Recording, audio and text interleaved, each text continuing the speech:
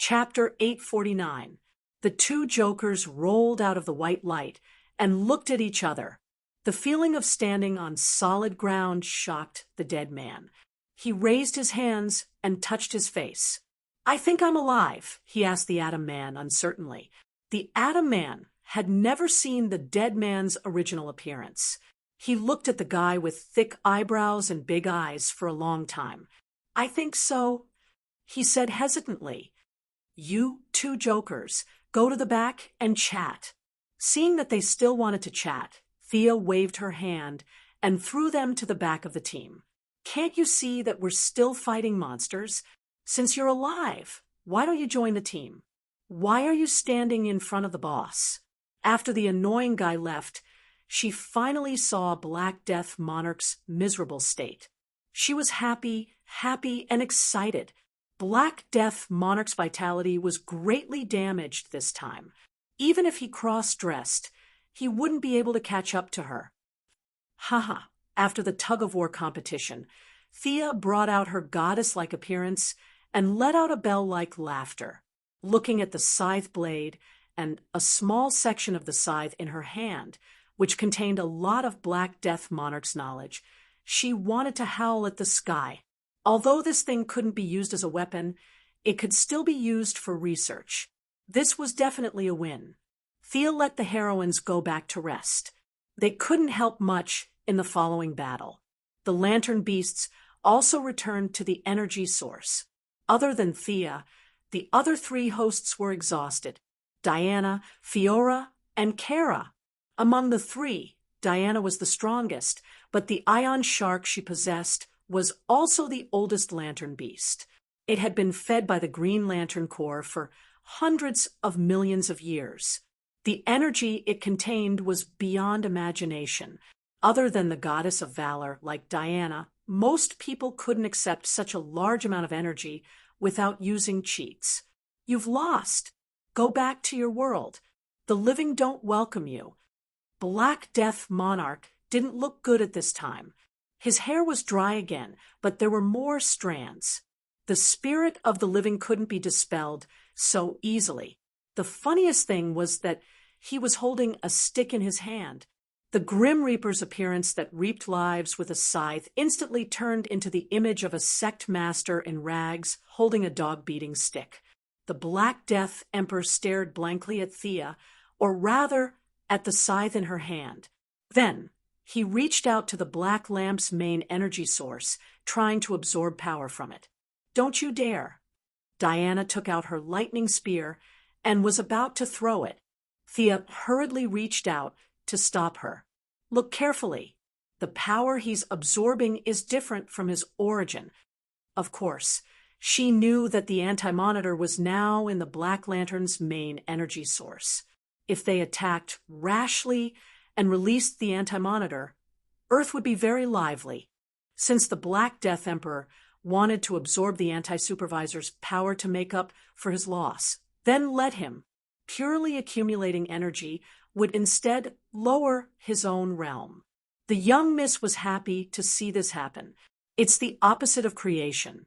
It's similar to Darkseid's godhood of destruction, but it's of a higher level. She did not say too much. Otherwise, she would not be able to explain how she knew that the anti-monitor was trapped in the energy source. She weighed her words carefully and whispered to Diana, "Are we just going to watch?" "Of course not. The Black Death Emperor will not allow destruction to contaminate his own death. He will only absorb part of it. During this time, I need to gather the power of the 7 lanterns to deal with him. Ganda, give me a green lantern ring. Carol, give me a purple lantern ring. Laveritz, don't run, I'm talking about you. Give me an orange lantern ring." She had dabbled in too many fields, but she was still no match for Kyle Rayner, who had a cheat code. Even today, she had only mastered 4 emotions. The orange lantern greed could only be considered a small success. She could not do it without the lantern ring. The green lantern ring and the purple lantern ring were successfully obtained, but the orange lantern ring was difficult. "Do you think you can run? Hurry up, don't make me do it." Laveritz wanted to run, but how was that possible? Thea teleported and caught up with him. She grabbed his neck and threatened him for a long time. Laveritz's tears flowed down his face. He looked as if his parents had died and gave her an orange lantern ring. The 3 lantern rings hovered in front of her. She did not put them on immediately. Instead, she needed to first harmonize the 4 emotions in her body. With the most inclusive compassion as the foundation, she added fear, hope, and anger. Then it was green lantern hope, orange lantern greed, and finally purple lantern love. Thea and the Black Death Emperor adjusted their states at the same time, preparing for the final battle. The battle outside had also reached its climax. The heroines recovered slightly and joined the battle, leaving only Diana to protect Thea. Hal Jordan, Sinisto, Ching-Nu, Saint, Attikitas, Laveritz, and Carol Ferris. The 7 elite lanterns were the most dazzling. They were teaming up to beat up Scarface. Scarface controlled the 7 guardians to fight against the 7 lanterns. The 7 of them were either the leader of the lanterns or the greatest Lantern X, and they cooperated well. They covered each other and kept shrinking the battle line in order to defeat Scarface. In their view, the creation of the Black Lantern Ring, enslaving the Guardians, breaking through OUA, slaughtering the universe's life, and summoning the Black Death Emperor were all this little blue person's fault. She was responsible for the deaths of the universe. Hal, stop being so impatient. Have you forgotten what I taught you back then? Sinisto was very unhappy. Hal Jordan had underestimated the enemy and attacked prematurely, leaving him wide open. He was almost ambushed by a guardian. Don't tell me what to do. The greatest Sinisto. What happened back then is not over yet. Hal and Sinisto were natural enemies. Hal felt that he was already taking the big picture into consideration, but he could not help but mock. No, calm down. Please take the big picture into consideration. Everything will be fine. Saint hurriedly came out to smooth things over. After fighting for 2 minutes, Attikitas was furious. Green light, you're blocking my view. I also want a green light. This sneaky person was Laughless. The 7 of them were in a mess.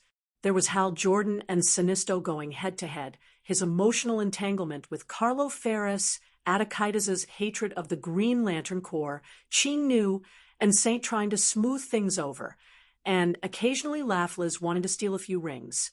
In short, no one would think of words like unity and friendship when they saw the scene of their battle. Can these guys do it? This thought automatically came to Diana's mind. She was anxious about the battle, but she still stood motionless by Thea's side to protect her. Thea was now exuding an ethereal green aura. It was the most basic green compassion. Her golden hair floated slowly, and the light between her hair would make even the sun jealous. It was yellow fear. One eye was red, representing anger, and the other eye was blue, representing hope. It was not difficult to reconcile the 4 emotions. After all, she had done many experiments in private. After checking it once, there were no problems. The emotions were stable. She first put on the green light of courage. This emotion was external, but to her, controlling a light ring was simply child's play. There was no need to chant those slogans, and there was no need to pledge loyalty to the Green Lantern Corps.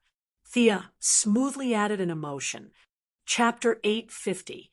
Thea tried her best to ignore the difference between external emotions and her own when she took off the ring. She reached out and put on the orange light ring.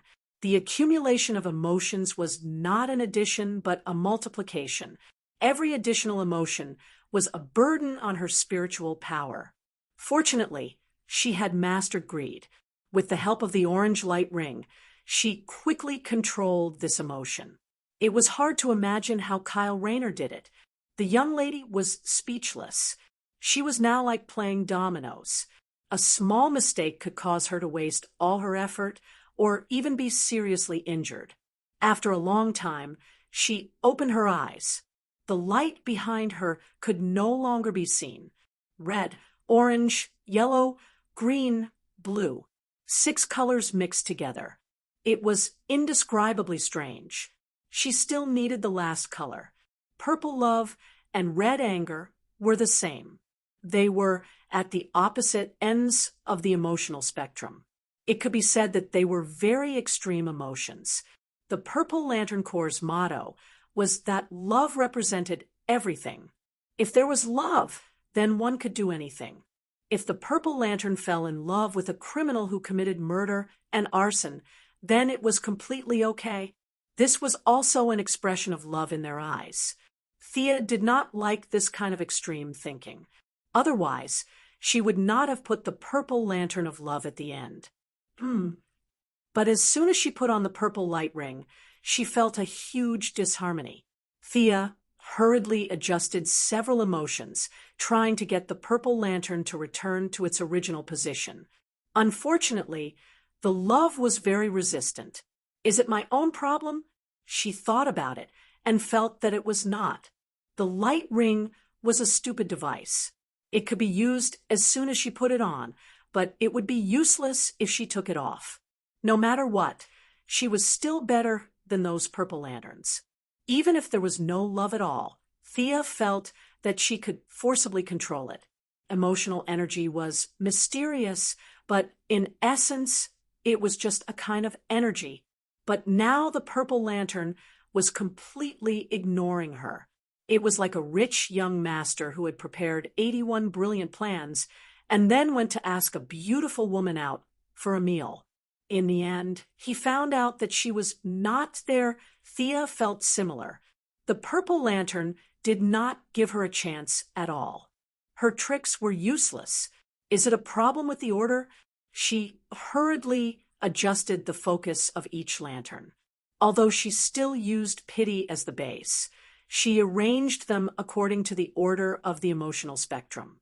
Red, orange, yellow, green, blue, and purple were arranged in the order. After a long struggle, several emotions were faintly unstable. You should come in this time, right? In the end, he poured a bucket of cold water over her head. The purple lamp was still resisting. F***CK, what went wrong? Thea was sweating a little. What order had she missed? Could it only be Kyle Rayner? Impossible. She didn't believe it. Not enough. Earth's not enough. A faint voice drifted into his ears. The spirit of existence. What are you talking about? Thea was so anxious that she was about to go to the bedroom. This person leisurely told her that it wasn't enough. Not enough, my ass. He carefully recalled the original space-time plot. What did he miss? Black hands had appeared in the world. Scarface had rebelled. Collect energy? Yes. There were also ways to summon the Black Death Emperor. The first few steps were correct, but there was a problem later on. After the spirit of existence was born, Sinisto and Hal went through a lot of trouble before finally reviving Blackhand and cutting off the connection between the Black Death Emperor and the material world. None of this happened, but this was the final stage and had nothing to do with the current situation. Thea thought for a while and finally thought of a suspicious point. The spirit of existence was buried deep in Earth. In other words, as the manifestation of life emotions, the White Lantern Beast was formed from the emotions of Earth. If she didn't rely on the Lantern Beast and used the 7 emotions to form the White Lantern, she would have to start from Earth. 7 emotions weren't enough. Those emotions came from space. Thea needed the 7 Earth emotions as a guide to finally form the White Lantern. She didn't know if her guess was right. After greeting the few of them, the Martian Manhunter and the Martian Maiden replaced the 7 lanterns. What's the matter? Sinisto felt that he had the upper hand and was unhappy to be replaced at the last minute. Thea closed her eyes and maintained the 6 emotions. She whispered a few words to Gantha through the telepathic channel. Gant's face was bitter. You can still think of me when you're being scolded? You're so righteous. But the little blue man looked at the big picture. The people scolding them could circle half the universe.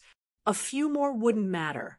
Gantz carefully looked at the 7 of them, then snapped his fingers and uttered a word. Pa, pa. 6 light sounds were heard. Except for Hal Jordan, a replica of the rings of the other 6 people appeared at the same time. The replicas floated in the air and flew in all directions. What's that? Attikides was furious and questioned Gantha. My ring, my ring. Loveles couldn't hold it in this time. In less than 3 seconds, his shirt was wet. After Thea snatched one away, another one flew away. Thea was still pretending to be a psychic with her eyes closed, but she didn't let Gantha take the blame silently and explained for him. The Guardians left a loophole in the original manufacturing agreement of all the lantern rings. They can duplicate the current ring and choose a new owner. The 7 people looked at Gantha in unison. Gantha was speechless. You might as well not have explained. Once Loveles heard that it was a replica, he looked much better. Thea continued, I need 6 people from Earth to provide emotions to help me deal with the big black guy. Hal looked around. Only his ring didn't change. Why am I not affected? Earth already has 4 Green Lanterns now.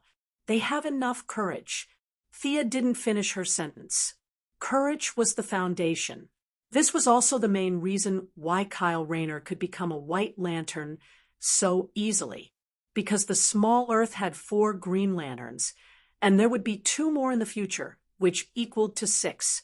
The Guardians stipulated that each sector had 2 Green Lanterns. This was a very scientific and strict judgment. It wasn't a blind guess. The various emotions involved could stand up to scrutiny.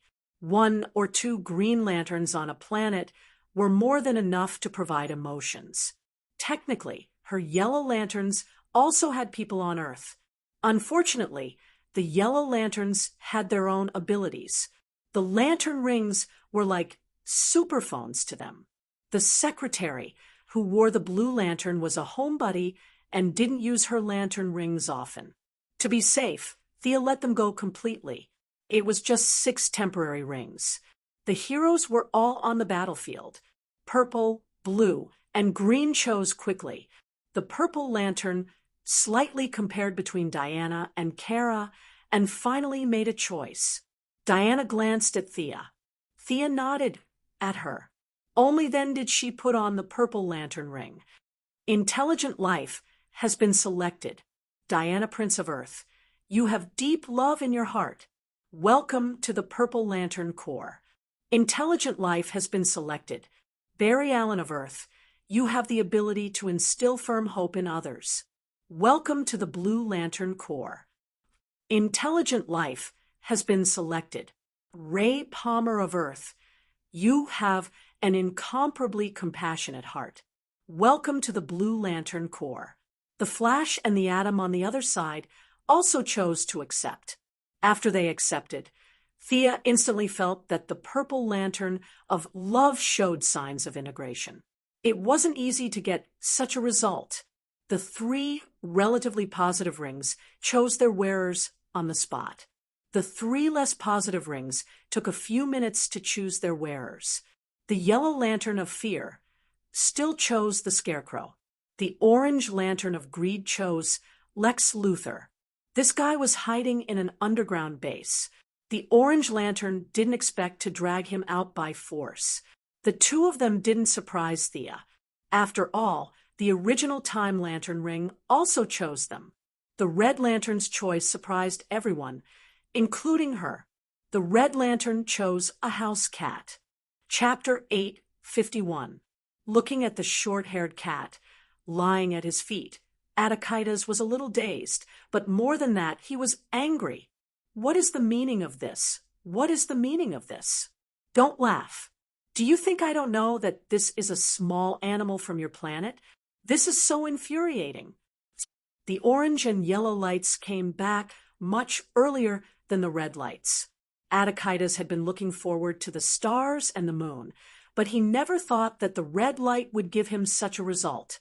This cat was thin and small, weighing only 4 to 5 kilograms. It was now wearing the red light vest, but there were still some damages on its head and claws. Obviously, it had been abused before. Ha ha! The one who laughed so happily and didn't give anyone any face was Hal Jordan. Although he knew that the enemy was right in front of him, he still couldn't hold back. Adachitas had a fiery temper, and when he saw Hal Jordan holding his stomach and laughing beside him, he exploded on the spot. Not to mention Hal Jordan, who had never been serious and could even laugh and scold the Heavenly Father. The few people from Earth were a little stunned. And then they laughed. Even someone as steady as Diana laughed. Thea also couldn't help but laugh, but she could still distinguish the severity of the situation. She coughed twice and tried not to look like she was gloating. Adachitas, look at this cat carefully. It completely meets the standards of the red light core. The lantern ring was chosen correctly. She had already seen that this cat was originally very ordinary, but it had the red of all beings in its body. The red of all beings forcibly raised its life level, which was why it was finally chosen by the lantern ring. After all, it wasn't hard to find an emotion like anger, and there were rough men everywhere. Adachitas held back his anger and looked carefully. This cat looked weak, but in fact, it had an uncontrollable anger in its body. It could be said that it met the standards of the red light core. It had abundant and irresistible anger, but it also had a certain degree of restraint. It could be said that this cat was completely qualified to join the red light core. The red light core only required anger, and the stronger the anger, the better. If the standards were relaxed, the entire universe could recruit thousands of them in minutes. But Adachitas, as the leader of the red light core, couldn't make such a choice. He needed subordinates who could control their anger and listen to his orders, not a group of crazy idiots. This was the main reason why there were so few red light core. If he opened the recruitment, how many people in the universe with bad tempers couldn't be found? It was impossible. Adachitas was lying on the ground, its big head, and the cat looked at each other as if they were communicating. Hal Jordan wanted to kick his big, but several times, but he was stopped by Carol Ferris. I will accept it as an official member of the Red Light Squad after the war. Adachitas looked at Thea from the corner of his eyes. After all, this cat came from Earth. The eldest miss nodded slightly, indicating that she could do so. Diana has been with Thea for a long time.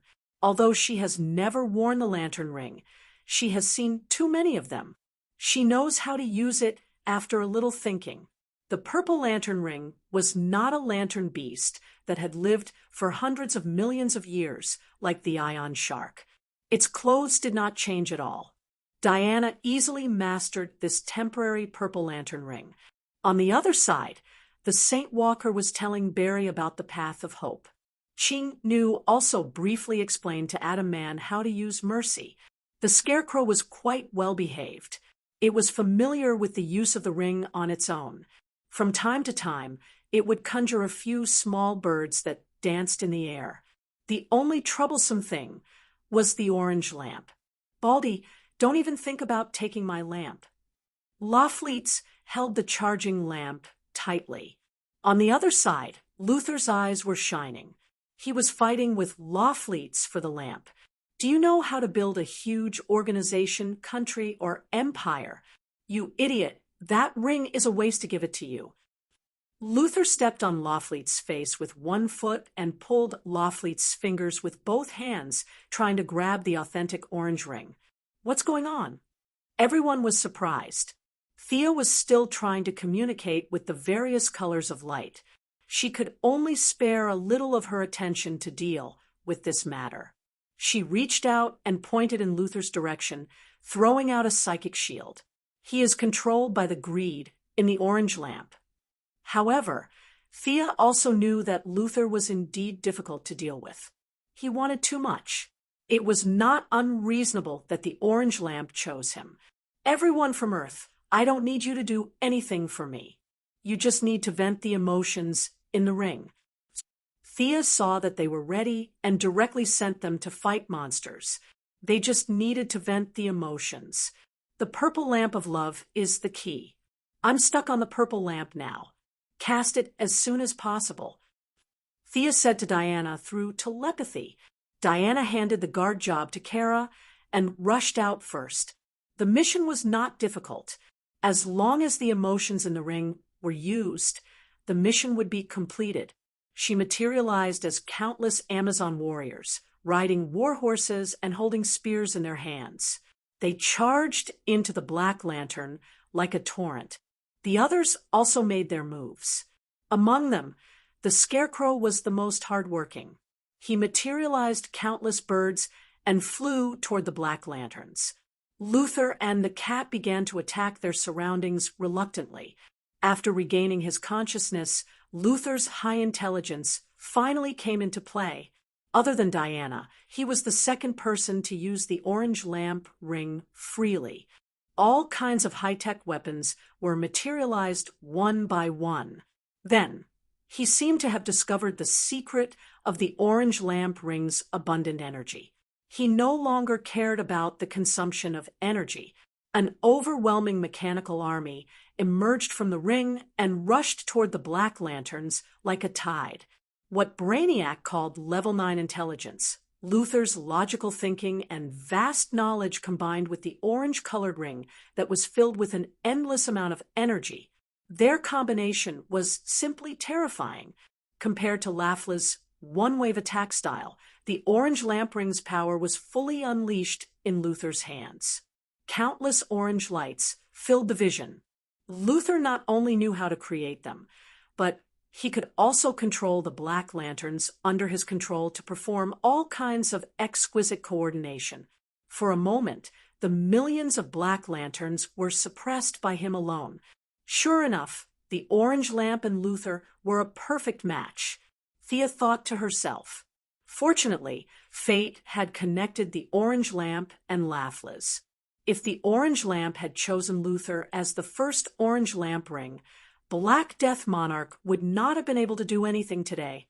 On the other side, the cat was also unleashing its power. The Sattva Red seemed to be using it to vent its anger. Blood red energy, like magma, was spat out from the cat's mouth. Even an elephant would not have so much HP, let alone a kitten.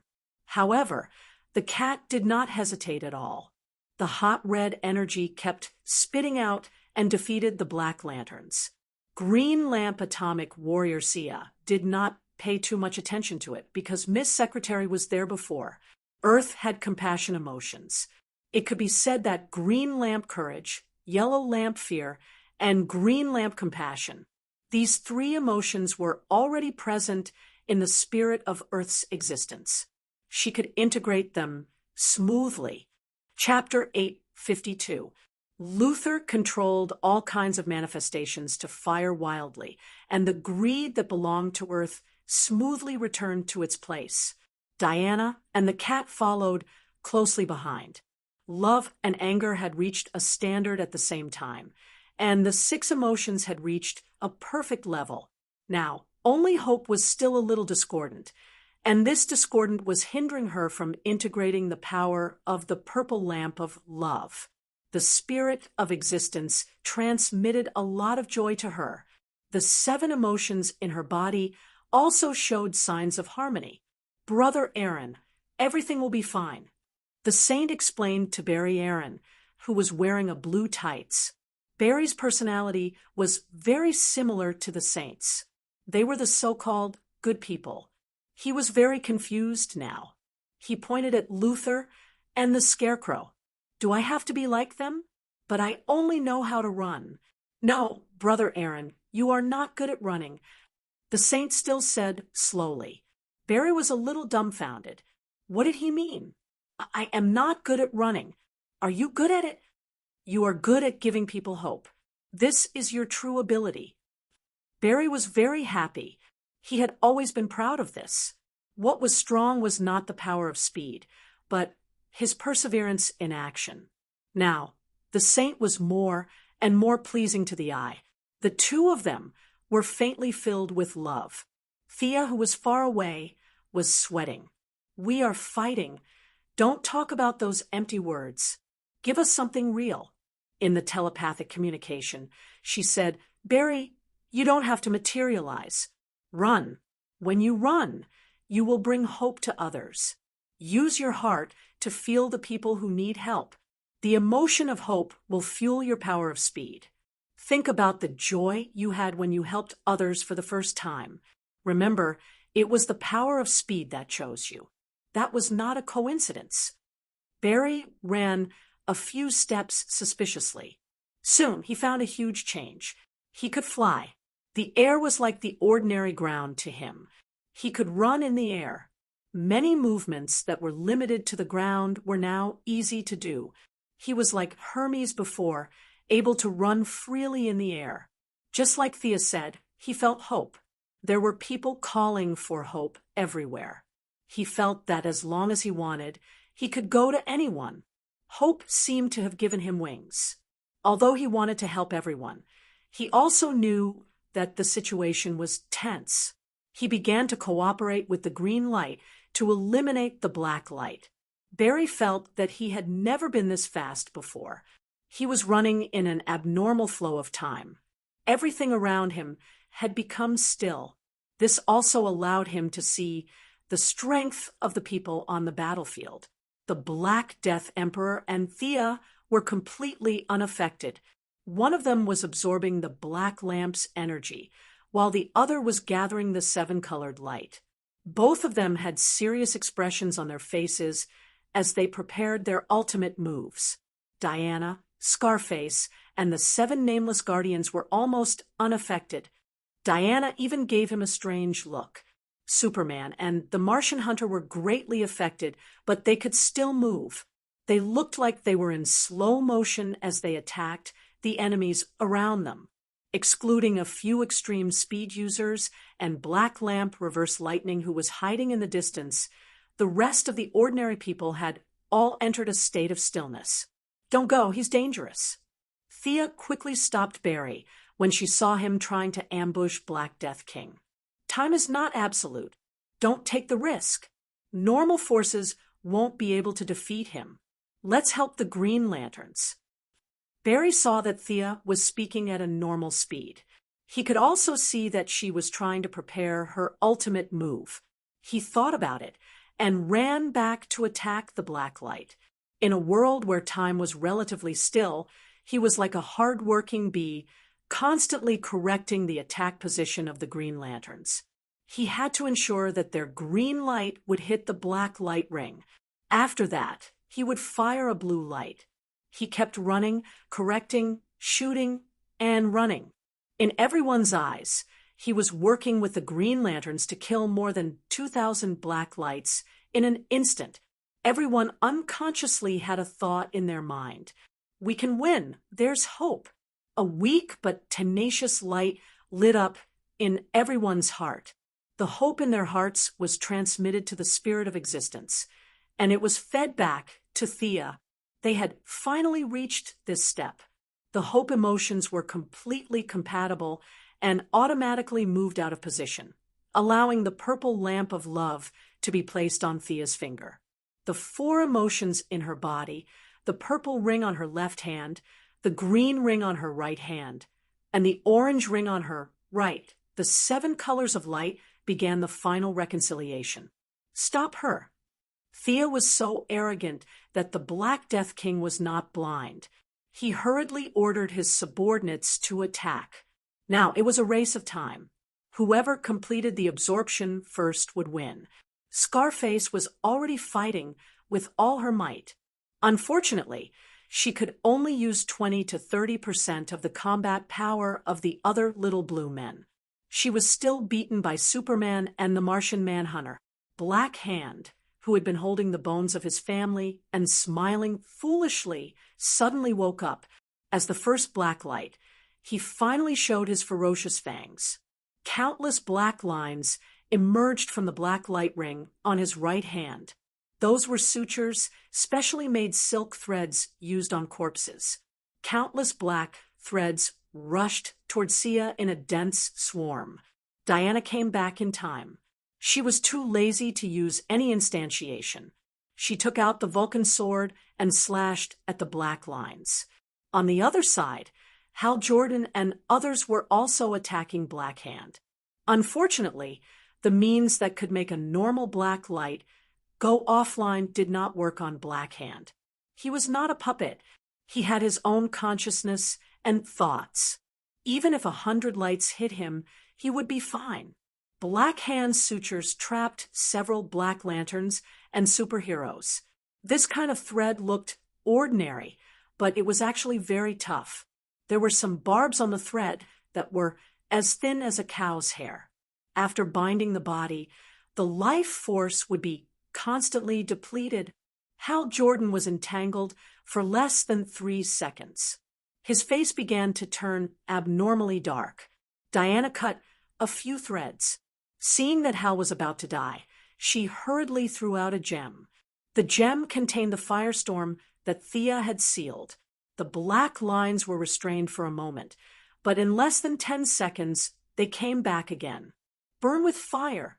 Using a sword was too inefficient. Diana could only cast a few fireballs. Magic was really not something she was good at. She could only call on the other heroes to help. The Kryptonians fought back with heat rays. Several heroes who could use fire, like the Revenge Demons of the Suicide Squad, the Firestorm, and the Inferno of the International Righteous Alliance, all attacked. But the most eye-catching one was Raven. Her face was covered by the hood, but 3 pairs of scarlet eyes could be seen in the shadow. The power of Raven's blood was fully activated. The big Loli shouted, and a magic raven flew out from the shadow behind her. Hellfire was mixed with evil magic. The raven wrapped the black lines and burned all the way to Black Hand. The bloodline of the 3 Palace Demon was not something that mortals could resist. Black Hand tried to use the black thread to bind the crows several times, but it was burned to pieces. The decaying and gray aura of death instead encouraged the shadow crows. The raven let out a low cry, passed through Black Hand's body, and flew toward the Black Death in the distance. Chapter 853. Black Death King hurriedly mobilized his subordinates to block Raven's attack. He was in perfect condition, and he could take it head-on with his origin weapon, but now, unfortunately, these subordinates were all mortals, and they were burned to ashes like moths to a flame. Scarface chose to take Superman's punch head-on and used the opportunity to mobilize the Guardians under his control to block Dark Raven. Puff, puff, puff. After passing through 3 Guardians in a row, the Shadow Raven's magic power was finally exhausted. Controlling such a terrifying amount of magic power was a huge mental burden. Raven Big lowly exited the bloodline state and knelt on the ground, gasping for breath. The price for the Black Lanterns was that 3 Guardians were burned to ashes.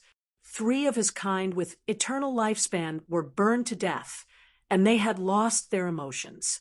Scarface did not feel it was a pity. She was in great danger now. 1 was saved by Diana, and now another 3 were dead. She only had 4 little blue men under her control. Although her control would increase exponentially with fewer people, she did not have time to celebrate under Superman's fierce attacks. The battlefield was in a stalemate. The human army at the outermost area was rescuing the residents of the coastal city and attacking the Black Lanterns. The city was already filled with Black Lanterns. They blocked the attacks from the outskirts and focused their firepower on the city center. In the city center, the 7 Lantern Corps and the human superheroes were fighting to the death. At the center was Thea and Black Death King. Black Death King's black aura was mixed with some nothingness. It was the aura of the anti-watcher that destroyed the multiverse. It was strong and long, like an eternity. Unfortunately, this aura was strong enough, but it was not compatible with Black Death King. He could only borrow a small part of its power, and he would have to give it up later. But for victory, he did not care how to recover. He had all the time. On the opposite side of the black aura, the other side was as bright as day. Even an idiot would know that the two energies corresponded. The Black Lanterns and the heroes were fighting hard to hold on until dawn arrived. Originally, the white light was a little mixed, like a piece of white cloth with some scattered spots. As Sia tried her best to reconcile them, the spots slowly disappeared. Although there were still some mixed spots in the fine areas, there was no problem with the general direction. Death is not a disaster, but a friend of life. Growing old is not a bad thing, but a blessing. Thea could not help but express her own understanding. The Black Death Emperor, who had always been silent, finally had emotions. This was a battle of ideals. He loudly retorted, "Death is the end of life. It is the final destination of all life. There is no distinction between us. There is only eternal peace." That's not right. Death is the friend of life. Every life will encounter death twice in their lifetime. Once is birth, and once is death. He will wait for every life at the beginning and the end. You're talking nonsense. The two of them did not give way to each other. They each explained their own theories and began to debate. The Black Lantern was controlled by the Black Death Emperor. The Black Death Emperor was sometimes thinking and sometimes shouting, causing them to be a little absent-minded. The heroes were also dumbfounded. What was the meaning of this? Could they beat the enemy with their mouths? You should have said so earlier. Let's spray him to death. Of course, Thea did not have nothing to do. At first, she was thinking about something and did not control her mouth. Later, she found that the Black Death Emperor was anxious to debate with her, so she did not mind delaying a little. Compared to the Black Death Emperor who hid in his own space and pondered for hundreds of millions of years to comprehend a peaceful death, she had a broader view. No matter if it was Doomsday's destruction to death, or decaying Black's death to decay, or Romer's death, or Black Runner's death, they were all part of death. It was just that their understanding from their own perspectives was biased, but it could not be said that they were wrong. Now, many ideas were thrown out by Thea. She was not as pure as the Black Death Emperor, but she could disturb him. Let the Black Death Emperor ponder over the messy theories. She was afraid of the pure Black Death Emperor, not the mixed Black Death Emperor. While chatting, she accumulated power in her body. When the 7 emotions were finally reconciled, Thea felt a little regretful. After all, the 3 emotions were not her own. No matter how hard she tried, there was still a flaw. But this was enough. Countless lights came out from Thea's body. Diana and the others covered their faces. The light was too dazzling. It was not hot, but it was filled with endless vitality. The superheroes had been fighting for an entire night. They were exhausted and mentally exhausted. Some were even covered in wounds. But under the illumination of the white light, they were surprised to find that they had recovered to their best state. Ka-ka-ka. With 3 crisp sounds, the 3 rings on Thea's fingers were all shattered. What replaced them was a fluorescent snow-white ring that flew out from the ground and automatically put on her left hand. "Thea Quinn from Earth, destiny has been waiting for you for a long time." Everyone felt that a white light filled their vision, but it was not uncomfortable. It was like a friend next door whispering to them. It was warm, friendly, and made people want to get close to it. Even the Orange Lantern Laughless, whose heart was filled with desire, recalled memories from a long time ago. At that time, he was weak, helpless, ignorant and didn't have an orange ring, nor did he have an army, but he was really happy. The red light's heart had long been occupied by the lamp ring, but from Attikitas down, everyone seemed to hear their own heartbeats again. The purple lamps walked out of their fanatical love. Love was not everything in life. Friendship and family were equally precious. On the battlefield, no matter heroes or villains, every intelligent life felt a long-lost peace. It was as if countless emotions were pouring into their hearts. It was as if countless people were helping them share their worries. Superman thought of his quarrel with Louise and smiled gently. This matter was very troublesome at the time, but now it seemed like a small matter. Dick thought of himself wavering between Barbara and Starfire. He was ready to make some things clear after the battle. More people had more things to do. They usually felt heavy, but now everyone seemed to have put down 1,000 pounds. The white lamp's light calmed everyone's hearts. They could not see a beam of light with a diameter of 100 meters shooting into the sky.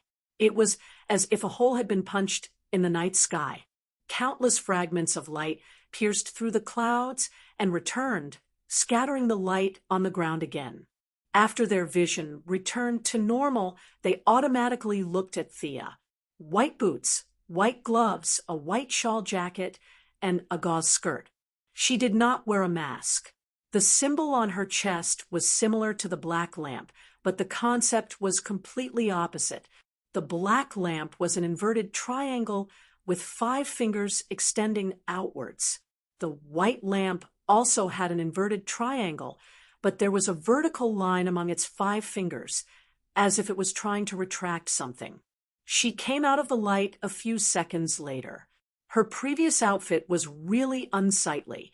It was 100% skin tight. Although it was tightly covered and not a bit of flesh was exposed, she did not like it, mainly because it was too tight. Wearing it was almost the same as not wearing it. It was so tight that she almost suffocated. It would have been fine if the people present were all women, but the problem was that they were not. Fortunately, she had her own emotions as a foundation and did not completely rely on the lamp ring. The spirit of existence behind the white lamp had very little control over her. The two sides had a simple negotiation and made a compromise, resulting in her current outfit. As a result of the compromise, she had to honestly recite the oath of the white lamp. The spirit of existence had given in on her outfit, so she could not change the oath. Fortunately, there was no loss in reciting it once. There will be light in the white sun. Cleansing the soul is wrong. Darkness descends. Look up. New day descends. The light is immeasurable. Chapter 8:54. The spirit of existence is on my side. You've lost. You can't beat me. Thea floated in front of Black Death Emperor with an ethereal temperament. Her tone was calm, as if she was talking about something trivial. She was floating mainly because the slit of her dress was a little high. If she moved too much, her leg would be exposed. Even though she was covered in white light, those who were not afraid of strong light, such as Superman and Firestorm, could still see clearly. Black Death Emperor picked up his weapon and was about to hit her with his scythe, but then he remembered that the scythe was a ghost. The head of the scythe was gone. The thing in his hand was a stick. Thea almost laughed out loud. She did not use her soul power to stop him. She reached out and grabbed the long stick. The impact was easily dissolved, and the death aura on it was directly dispelled. See, you can't do anything to me anymore. The white lamp connected me to all the intelligent beings in the world, sharing everyone's life. How can you kill me? Not to mention this origin weapon of yours. Hee hee. Sia chuckled as she pulled out a large sword. It was a holy sword. The white lamp was the lamp of life. It did not have a weapon in its standard equipment. As the host, she should not use a weapon. However, 4/7 of it was her own energy. The spirit of existence did not have much say, so she could use her holy sword without any pressure. It was originally a fantasy weapon made of light. Now that it was in her hands, it was like adding wings to a tiger. The 1-meter-long sword did not need to be driven at all. It emitted a 2-meter-long sword light. The purity of the energy was the strongest she had ever seen since she used the holy sword. She gathered all her emotions and slashed down with the sword. Black Death Emperor had no choice but to raise his stick to meet the attack. Now that his feet could leave the ground freely, Black Death Emperor began to diversify his attack methods. Thea could pull all the lives to share the damage, and he could also absorb the memories of all the dead. Among the dead for hundreds of millions of years, there were always a few who knew how to use a stick. He directly absorbed the memories, as if he knew how to use it himself. Black Death Emperor raised his stick. Thea moved to the left. In the nick of time, a silver chain appeared in her left hand and wrapped around Black Death Emperor's right leg. Seeing that he couldn't break free, Black Death Emperor took a step back with his right leg, and the chain fell to the ground. At the same time, Thea sucked in her abdomen and spat out a large mouthful of black mist. Without saying a word, she retreated and slashed out a silver slash with her holy sword. The two of them used their own methods and probed each other with a few moves. The intensity of their attacks began to rise exponentially. Martial techniques were at the end of the spectrum. When sword and staff clashed, it was more of a contest of comprehension and what each represented. The 7 emotions converged to form a white lamp. It was a collection of the emotions of all living beings, containing countless contents. From time to time, Thea would add some thoughts about the meaning and value of life into the holy sword to disturb the Black Death Emperor. When a new life opens its eyes and sees the world for the first time, do you like it? Do you like the thrill of being promoted, getting a raise, and reaching the pinnacle of life? Do you like the satisfaction of being surrounded by your children, enjoying the rest of your life, and leaving this world with a smile? The Black Death Emperor responded with calmness. No matter what kind of emotion was thrown at him, the Black Death Emperor responded with calmness. Fanaticism. I am calm. Sad. I continue to be calm. Thea felt that she was about to become mentally ill. Her emotions fluctuated between high and low. She acted out what it meant to gradually stabilize her emotions, and her smile slowly disappeared. Her borrowed emotions were still not as good as the Black Death Emperor. Fortunately, all the intelligent beings in the universe helped to share the burden, so the impact on her was almost negligible. The Black Death Emperor's realm was frighteningly high. Death was like the most basic instinct to him. His casual attacks were comparable to necromancy legendary spells. Thea estimated that if she did not have the white lamp ring and only relied on herself, she would have to run for her life after fighting for a minute. Now, she was not afraid. Her 9,999 attack power was shared among everyone in the universe. Not even a strand of hair would be lost. Thea was calm. Victory would definitely be hers. After all, her attack power was not low. The Black Death Emperor was alone. He had to take all the damage by himself. No one helped him share the burden. It would be strange if he could win. The shock waves from their battle grew stronger and stronger. The aura of death invaded the world. Gradually, a pitch-black mountain appeared on the ground. There was no sign of life in the mountain. There was no cry, no sound of wind. It was like an eternal silence. On the other hand, the life force also brought some changes to the world. A winding river ran from north to south. The life force allowed the superheroes who had fought for a night to regain their strength. Even if they were heavily injured, they would be healed immediately by rubbing the river water on their wounds. At the end of the river, Thea and the Black Death Emperor were still fighting. The shock waves from their attacks entered the mountain and the river, changing the climate. "Save me," a voice faintly reached Thea's ears. At first, she thought it was a spirit, but soon realized that it was not. The voice came from the black lamp. Thea suddenly realized that it was the Anti-Watcher.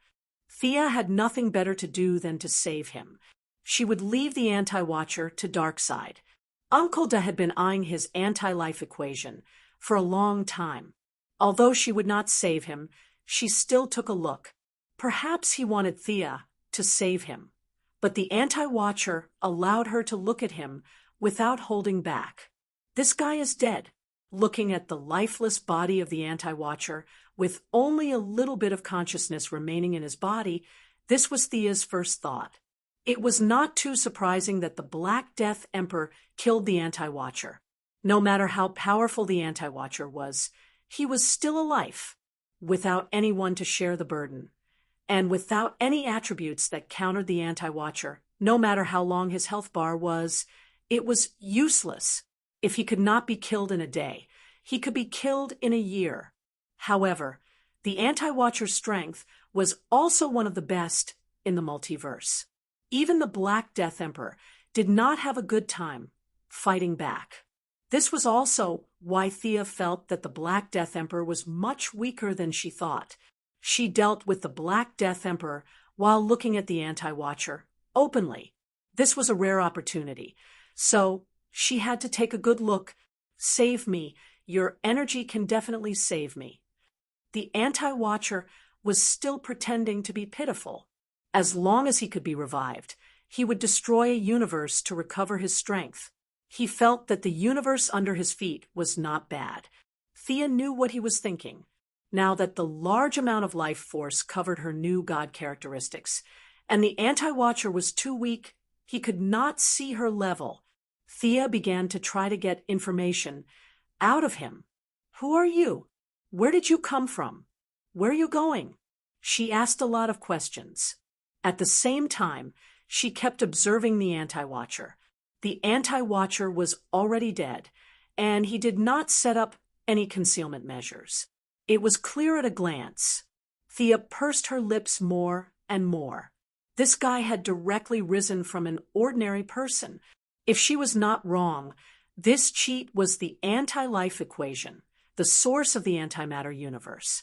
Thea was not interested in such a destructive thing. She said a few perfunctory words about how she had to defeat the Black Death Emperor before saving him. Chapter 8:55. Anti-Supervisor was full of disdain. "Who do you think you are to defeat Black Death Emperor?" But he was already dead, and there was nothing he could do but wait. Thea exchanged 2 more blows with Black Death King. Suddenly, she felt a sharpness that could destroy everything, as if it could cut the earth apart, descend from the sky. "Who is it?" She hurriedly waved her sword to force Black Death Emperor back, and looked up. She saw a blood-red sword slashing down from the sky, and the sword light contained unparalleled power. Thea was shocked. This kind of overbearing power seemed to be able to destroy the world with a wave of the hand. If she was not wrong, this was the power of God. Her gaze instantly crossed hundreds of miles and met Spectre's eyes. Spectre was also looking up, as if he was considering whether to attack. Thea was a little dizzy. It was not him. Then who was it? "It's my predecessor." Spectre's words floated to her ears. Predecessor? Tian Sure? That's Cynthia who had been corrupted. She looked at the sword pattern. It looked like a holy sword, but the blood-red pattern on the black sword was magnified hundreds of times, so she could not see it clearly. Everyone shared her pain, and she had to take the lead to do something. This kind of disaster that fell from the sky was the first to bear the brunt. Thea did not have time to think. She filled her holy sword with power and slashed at the sky. She did not know if it was Tian Sure, Thea, or a combination of the two. She used all her strength in this attack. She was confident that even if Tian Sure or Spectre personally came, she could stop them. However, the expected collision between Mars and Earth did not happen. Her sword hit empty air and flew out along the atmosphere. Meanwhile, her opponent's sword cleverly drew a half circle in the air and slashed down at the Black Lantern's main energy source from afar. She wanted to revive Anti-Supervisor. Sia's attack missed, and it was too late for her to block it. The blood-red sword light slashed at Black Light's energy source. The surface was as smooth as a mirror. The lantern-like energy source was split to the left and right, and dust was kicked up with a rumble. A black shadow lay motionless inside. The sword light did not dissipate and smashed into the river of life. Not good. This river was formed by the aftermath of her attack, mixed with seawater. It was meant to be used to heal the heroes present. It contained a huge amount of life force, but she did not expect it to be used by the enemy. She hurriedly raised her left hand. The white lamp was like a whale sucking in water, and the huge amount of life force was sucked back. Unfortunately, he was still a step too late. The sword light smashed into the river water and sent it flying in all directions. A few drops of river water fell on the heads of some lucky people, and the Black Lantern Boomerang Captain was one of them. He was a little confused, not knowing why he had suddenly revived. The last thing he remembered was his head being chopped off by Death Knell. However, his skills were not bad, and his ability to escape was top-notch. When he saw a bunch of black figures around him, he immediately ran away. There were people like him who were so lucky that they could be resurrected. Naturally, there were also those who actively sought survival. Their individual wills were strong, and even though they were being controlled by the Black Lanterns, they still had some sense of self. They all suppressed the Black Lantern's control and displayed their abilities to seize the water of resurrection. Among them, Reverse Lightning was the most eye-catching. He burst out with his fastest speed and flew past. Afraid that it was not safe, he drank 4 or 5 drops of river water. His body flashed with white light, and the Black Lanterns shattered. After that, he ran out of Seaside City without looking back. Nick Nacro was Constantine's guide. It was not an exaggeration to call him a young talent in the magic world. He raised his hand and cast a compound spell. He moved, repelled the Black Lanterns, absorbed the river water, revived, and teleported away. It was all done in one go. Felix Faust swapped himself with the Black Lantern at his original landing spot and was successfully revived. However, he was one step too late and was pinned to the ground by the Spellbreakers. He's here. Zatara, who was good at irony, also suppressed the Black Lantern's control, absorbed a few drops, and completed his revival. If the above were all small fries and not worth much attention, then the biggest splash of water caused by the sword light was flying uncontrollably towards the Anti-Watchers. It was very eye-catching. Thea and the Black Death King attacked at the same time, trying to stop it. The brilliance of the Holy Sword and the death aura hit a mirror as thin as a cicada's wing at the same time. The mirror was like a big mouth, chewing and swallowing their attacks. Although it exploded into ashes in less than 2 seconds, the Anti-Watchers were revived in these 2 seconds. The 5-meter-tall giant had high-tech energy armor. There were 6 broken energy pipes from the back of his neck to his back. The Black Death King must have relied on these things to absorb the Anti-Watchers' energy to power the Black Lanterns. Even though the Anti-Watchers had been revived, they were still in bad shape. They wore a funny helmet on their heads, and their right leg was broken at the knee. There were many wounds all over their body, and blood was still gushing out of the broken arms and legs. The external injuries were very serious, and a large amount of internal energy had been sucked away. The river of life, which could bring ordinary people back to life and restore them to their best condition, was just a drop of blood to him. Now, any Tom, Dick, or Harry could kill him again. He was also very practical. As soon as Thea raised her sword, he teleported away and went to another universe. Damn, he ran so fast. Thea had 3 choices now. Chase after the one-drop anti-watchers, join forces with the ghost to deal with the Dark Thea, or continue to PK with the Black Death King. She rejected the first choice. The anti-watchers ran away without a sound, and she did not have the coordinates to chase after them. She did not dare to chase after the Dark Thea. The eclipse was not a joke. If they were in this time and space, she would not be afraid at all. With the power of all-intelligent life, she could even fight against the vengeful spirit of God. But the opponent was smart. He attacked across worlds and ran away. She did not dare to chase after him. The blank lantern would not be of any help in the parallel universe. There was no place to charge it, and the lantern ring would run out of energy. She was still a little bit away from the level of Godsmuff. The holy sword tapped the Black Death King lightly. The troublemaker ran away. Brother, let's continue fighting. The Black Death King looked around. The attacks of the Black Lanterns had increased by 30%, but he was not happy at all. Because the total energy source was destroyed, the Black Lanterns in the universe needed him to provide energy. Countless death energy was being extracted by the Black Lanterns and turned into energy for the lantern rings. There were 9 billion lantern rings, and less than 10 million of them were offline. How could he hold on with this number left? There was nothing to say. Let's run. As the incarnation of death, he did not lack time. The Black Death King definitely did not learn the Stanislavski theory. He did not hide his intention to run. No matter how stupid Thea was, she would not let him run away. Countless white lights appeared at the tip of the sword. Like a ball of dense silk, they wrapped around the Black Death King. The white lights were so dense that there would definitely be accidental injuries. It could pass through normal people, but if it passed through a Black Lantern, they would die. Chapter 856. The white light wrapped around the Black Death Emperor's left foot, and his retreating movement slowed down.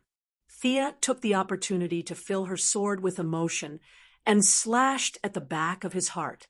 With a puff, an unbearable stench spread in the air. The young lady, who was a bit of a clean freak, endured it and stirred the holy sword in his body again. You can't kill me. The Black Death Emperor seemed to be explaining something very normal. His body shattered into dust, but in less than a second, his aura reappeared on a Black Lantern. His body stretched, holding a long stick in his hand. He was still as skinny and bony as before. Could he freely switch between all the Black Lanterns? The Black Death Emperor was not a living being, but more like a collection of consciousness. Conventional methods did not seem to work. Thea did not know whether to fight a war of attrition or not. The first to collapse would definitely be the elderly and children. She was a bit hesitant. The Black Death Emperor set up a barrier in front of him and turned to leave this world. This was the time to show the value of a hero. Hal Jordan was covered in green light and crashed into the Black Death Emperor. Hell no. Carol Ferris knew that the Black Death Emperor was covered in death aura. She shouted and rushed over to help. The Black Death Emperor, who was about to take a step forward, was knocked back. His barrier was used to defend against Thea. He did not know that there was such a stupid person beside him who dared to crash into him with her body. Was her brain made of water? The green light shattered, and the death aura spread from the shoulder to the neck to the face. Hal Jordan's life was about to end in less than a second. The young lady was very reliable. She put down her worries and helped Hal disperse the death aura before turning to fight the Black Death Emperor. The two continued to fight. Every second the Black Death Emperor lasted, he lost a lot of death aura. he had to give up part of the Black Lantern rings. All the Black Lanterns in the universe suddenly paused for a second, and then some of the rings left the host and flew away. This made many intelligent planets feel relieved. Thea was very sensitive to death, aura. Of course, she saw this change, but she could not stop the Black Death Emperor from increasing his supply. The gratitude of all intelligent life in the universe turned into countless prayers that filled the scales of order, and Thea could not stop it. Black Death Emperor's only thought was to run. He absorbed the Black Mountain from before and continuously logged off Black Lantern to maintain himself. Thea no longer took the initiative to attack. Instead, she used more defensive methods to reduce consumption. At the same time, she had the heroes attack with all their might. The death aura was completely connected, but the Black Lantern and the Black Death Emperor's defense was on a completely different level. The Black Lantern that the heroes destroyed was actually a part of the Black Death Emperor. Once this part of the death aura was destroyed, it was gone. The situation heated up. Ganda recalled all the green lights left behind on Odium and the scattered green lights all over the universe. Everyone raced against time to destroy the Black Lanterns. Thea also used her ultimate skills from time to time, causing white light to scatter in all directions like rain. She controlled it very well. The white light could only kill the enemy and destroy the death aura, but it could not resurrect them. You can't run. Another slash landed on the Black Death Emperor's shoulder. With a sizzling sound, one of his arms was wiped clean by the death aura. However, he took the opportunity to open a passage behind him and jumped in without looking. Thea thought for 2 seconds. She did not know how long the White Lantern ring would last in there. In the end, she decided to chase after it because she realized that the passage that the Black Death Emperor had opened was actually a time passage. At the end of time, there was the Time Master Council, and at the beginning of time, there was the Endless Family. What was she afraid of? Although time was not her home ground, she still had people inside. The moment she entered the time passage, the White Lantern ring's energy became 99%. Thea did not mind. Time was fair to everyone and everything. Father Darkseid. And the others were far away from time because of this fairness. If too strong a power entered time, it would be weakened like a dog. Previously, she could only enter with a clone. Now, she had to rely on her identity as a death reserve to get out of this predicament. Thea did not think that the Black Death Emperor would be in such a situation. If he could not win, he could just run. This is a time passage. I'll go after him. With that, she rushed in. She was reminded in advance that she could not be blamed if any superhero insisted on going in. The River of Time was as vast as ever, and there were all kinds of strange things. The originally long, wide, and tall three-dimensional world had a new kind of change here. Space was like a frame, and in her eyes it was all stagnant. This was a dimension piled up by countless three-dimensional worlds, and many three-dimensional projections appeared in front of her. Thea's eyes pierced through time, and soon found the Black Death Emperor. He was not far away. You're chasing death, new god. The Black Death Emperor saw the white light on her body start to fade, and there was a hint of smugness in his voice. What are you bragging about? Thea also saw that the opponent's aura was less than 1/5 of what it was at the beginning. What was there to be afraid of when a big account with no weapons, no HP, and no mana? As expected, the Black Death Emperor did not fight back. Instead, he ran with the flow of time and occasionally jumped into time to hide. One ran, and the other chased. Time was advancing and retreating around them. 1 second, they were in the Middle Ages, and the next second, they were in the 30th century. On the way, they met extreme speed and missed ballistic. Thea waved at them, indicating that this was a big boss, and that they should go back and rest. They kept jumping through time, sometimes fighting, sometimes running. Time weakened the Black Death Emperor. Very little, so little that it was almost non-existent. Thea was even more afraid of his death, and did not stop to rest. She wanted to see who would be the first to give up. "Hey, Thea, I'm here." When they quickly passed through a certain time segment, Thea seemed to hear someone calling out to her from below. But how was that possible? Her dynamic vision was unparalleled. Even if it was just a quick glance, she could still restore the person's appearance in her mind. He was bare-chested, wearing cloth pants, and had a face full of beard. He seemed to be on a ship. Who was this person? She thought for a long time and suddenly thought of someone. Damn, that was Bruce Wayne. This guy wore a mask every day. If it was not for that highly recognizable square chin, it would not have been so easy to recognize him. She continued to chase the Black Death Emperor, but she sent a message to the Golden Vanguard, telling them to bring Master Bruce back to the vanishing point first. "Stop right there." Thea shot out 2 rays from her eyes. Ever since she killed the god of hunger, her rays had become even more powerful. They were probably 40 to 50% of the power of the Omega Ray now. She could not kill the Black Death Emperor. She could not do it, and neither could Darkseid, but she could stop the enemy for a while. The Black Death Emperor did not use his body to block the attack. He ran 2 steps to the left and found that the ray could track him. Helpless, he used the shackles on his left wrist to smash the ray away. Chapter 8:57. Thea had already noticed that the shackles were extraordinary. It seemed that someone had imprisoned the Black Death Emperor before. She had never seen the material of the shackles before. It was not any metal, fantasy material, or magic material, but it was extremely powerful. Any elemental energy that hit the shackles did not cause any effect. The young lady was very envious, but unfortunately, it was useless even if she cut off the Black Death Emperor's left arm. The arm automatically regenerated in the next second, and the shackles were still on it. This was even more advanced than his original weapon, the scythe.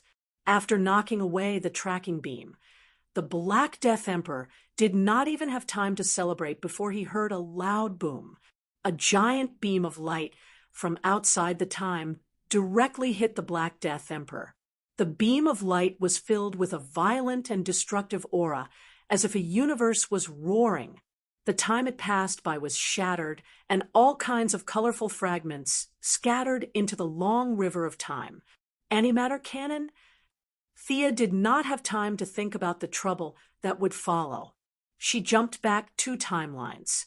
She could not be mistaken about such a powerful antimatter cannon. Did the Anti-Watcher shoot the Black Death Emperor from outside the time? She wanted to leave the timeline, but seeing that the Black Death Emperor did not respond and was floating away along the long river of time, she hesitated and decided to seal the Black Death Emperor first. It was normal for the Anti-Watcher to shoot the Black Death Emperor. A multiverse level, being trapped in the main energy source of the black lamp like a battery, was unbearable. It was reasonable for the Anti-Watcher to take revenge. It would be abnormal if he did not take revenge. After all, the Anti-Watcher was a big shot who had destroyed countless parallel universes. However, he had a grudge against the Black Death Emperor, so Thea was not sure what his attitude towards her would be. After following the Black Death Emperor for more than 10 minutes in the long river of time, Thea saw that the Anti-Watcher had stopped and did not do anything else.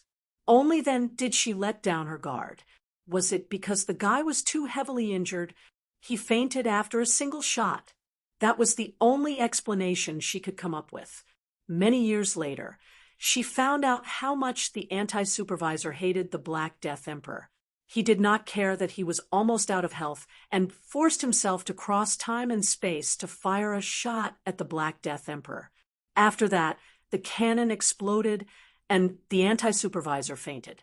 At this time, Thea fished the Black Death Emperor out of the River of Time. It could destroy a parallel universe in one shot. The power of the antimatter cannon was reflected in the Black Death Emperor. The Black Death Emperor was completely unconscious. There was a burning hole in his chest, and even his body could not heal it. One had to know that the Black Death Emperor was not a living being. He was some kind of conceptual existence. Flesh, blood, and bones were all external manifestations to him. If intelligent life forms were all humans, then he was a human. If they were all fish, then he was a fish. Ordinary life forms had nothing to do with him. Even so, he was still knocked unconscious. To be able to knock out a concept, the antimatter cannon's sharpness was evident. Hand it over.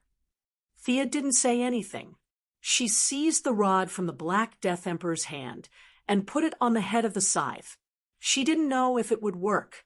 She then looked at the shackles on his wrists and neck. They couldn't be removed. At least she couldn't. Even if she forced a trade, Thea could only give up. Thea had taken the soul-sealing chains from the Heavenly Father's treasury when she was building the magic net. It was said that it had once tied up an ancient black dragon. She had originally planned to deal with Darkseid, but now she had to tie up the Black Death Emperor first. For light mirrors were attached to his limbs, constantly whittling away his aura of death. She then threw a bunch of random things into the hole in the Black Death Emperor's chest like sand. There were 4 emotions: the black of decay, the green of all things, the red of all life, the cells of the doomsday, and so on. Finally, he took out a coffin. This was one of the treasures in Hades's treasury. It was the huge ship that the Egyptian main god, the sun god, had taken to the underworld. Later, it was left in the hands of Osiris, and then changed into a coffin in the hands of Hades. Finally, it was passed to the young lady. She tied the Black Death Emperor up like a dumpling and threw him into the sun god's coffin. Decadent music was naturally indispensable. She added a bit of divine power to the echo stone of the underworld and set it to play on a loop.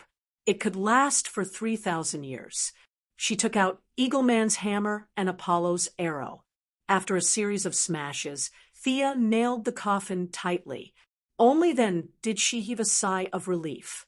This guy wouldn't be able to escape for 1,000 years if no one came to rescue him. She checked the Black Death Emperor's ranking. The result was gratifying.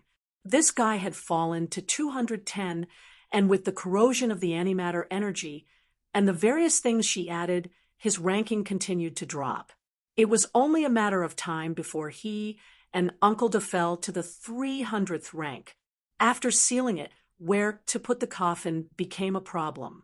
The starting point of time was eliminated immediately.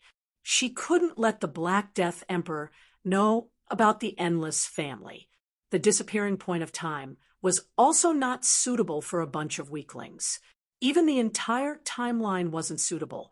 A parallel universe wasn't good either. Who knew when someone would come to rescue him? Actually, it was best to throw him into heaven. However, Thea didn't have any relationship with the angels. She suspected that the shackles on the Black Death Emperor's wrists and neck came from heaven. Only the archangels, who also used the light of life, Michael, and Lucifer, who had the power of creation, had the ability to take down the Black Death Emperor at his peak. In the end, she placed the coffin in old Shazan's Stone of Eternity. Ordinary people couldn't come here, and those who weren't ordinary wouldn't come here either. It was a relatively safe place. Seeing that the cleanup work was done, she set up a few triggering alarms. It was better to be safe than sorry. Even if someone came in and tried to open the seal, she would be prepared. After that, Thea teleported to the disappearing point. Hi. Wearing a blanket, Bruce looked like he was rescued after a shipwreck. Seeing her come in, he greeted her with a normal expression. Golden Vanguard was checking various data on the other side and shook his head at Thea. What's wrong? What's wrong with me? Bruce's voice was a little hoarse. Thea didn't say anything. She picked up the report and looked at it. Then she stared at Bruce and looked at it twice. She signaled for Golden Vanguard to explain. The Golden Vanguard recounted everything that had happened since he went missing. I messed up the timeline? If I go back, I'll… To be honest, when he saw Thea, Bruce was very happy. He didn't know how long he had been drifting in the timeline, but Golden Vanguard didn't bring him back to Gotham. Instead, it brought him to this strange place. As smart as he was, he already had a hunch. All right, I should pay for my recklessness. Killing me will solve everything, right? His expression was still calm, as if he was talking about something that had nothing to do with him. Not really. You're our comrade. The Justice League won't give up on you. Here, take this. Thea said as she passed Black Death Emperor's staff to him. Batman looked at the staff in his hand. What was this? It was black and cold to the touch, as if his blood and bones were frozen. Chapter 858. Seeing that Bruce only frowned slightly, Sia thought to herself that it was just as she had expected. Ordinary people would not be able to touch the Black Death Emperor's origin weapon. After all, the weapon and the body were completely similar in nature to a certain extent. Batman still had the Omega effect in his body. Although it was not much once he returned to the real world, he could still blow up half the universe. She pointed at the staff. The energy in this will neutralize the Omega effect.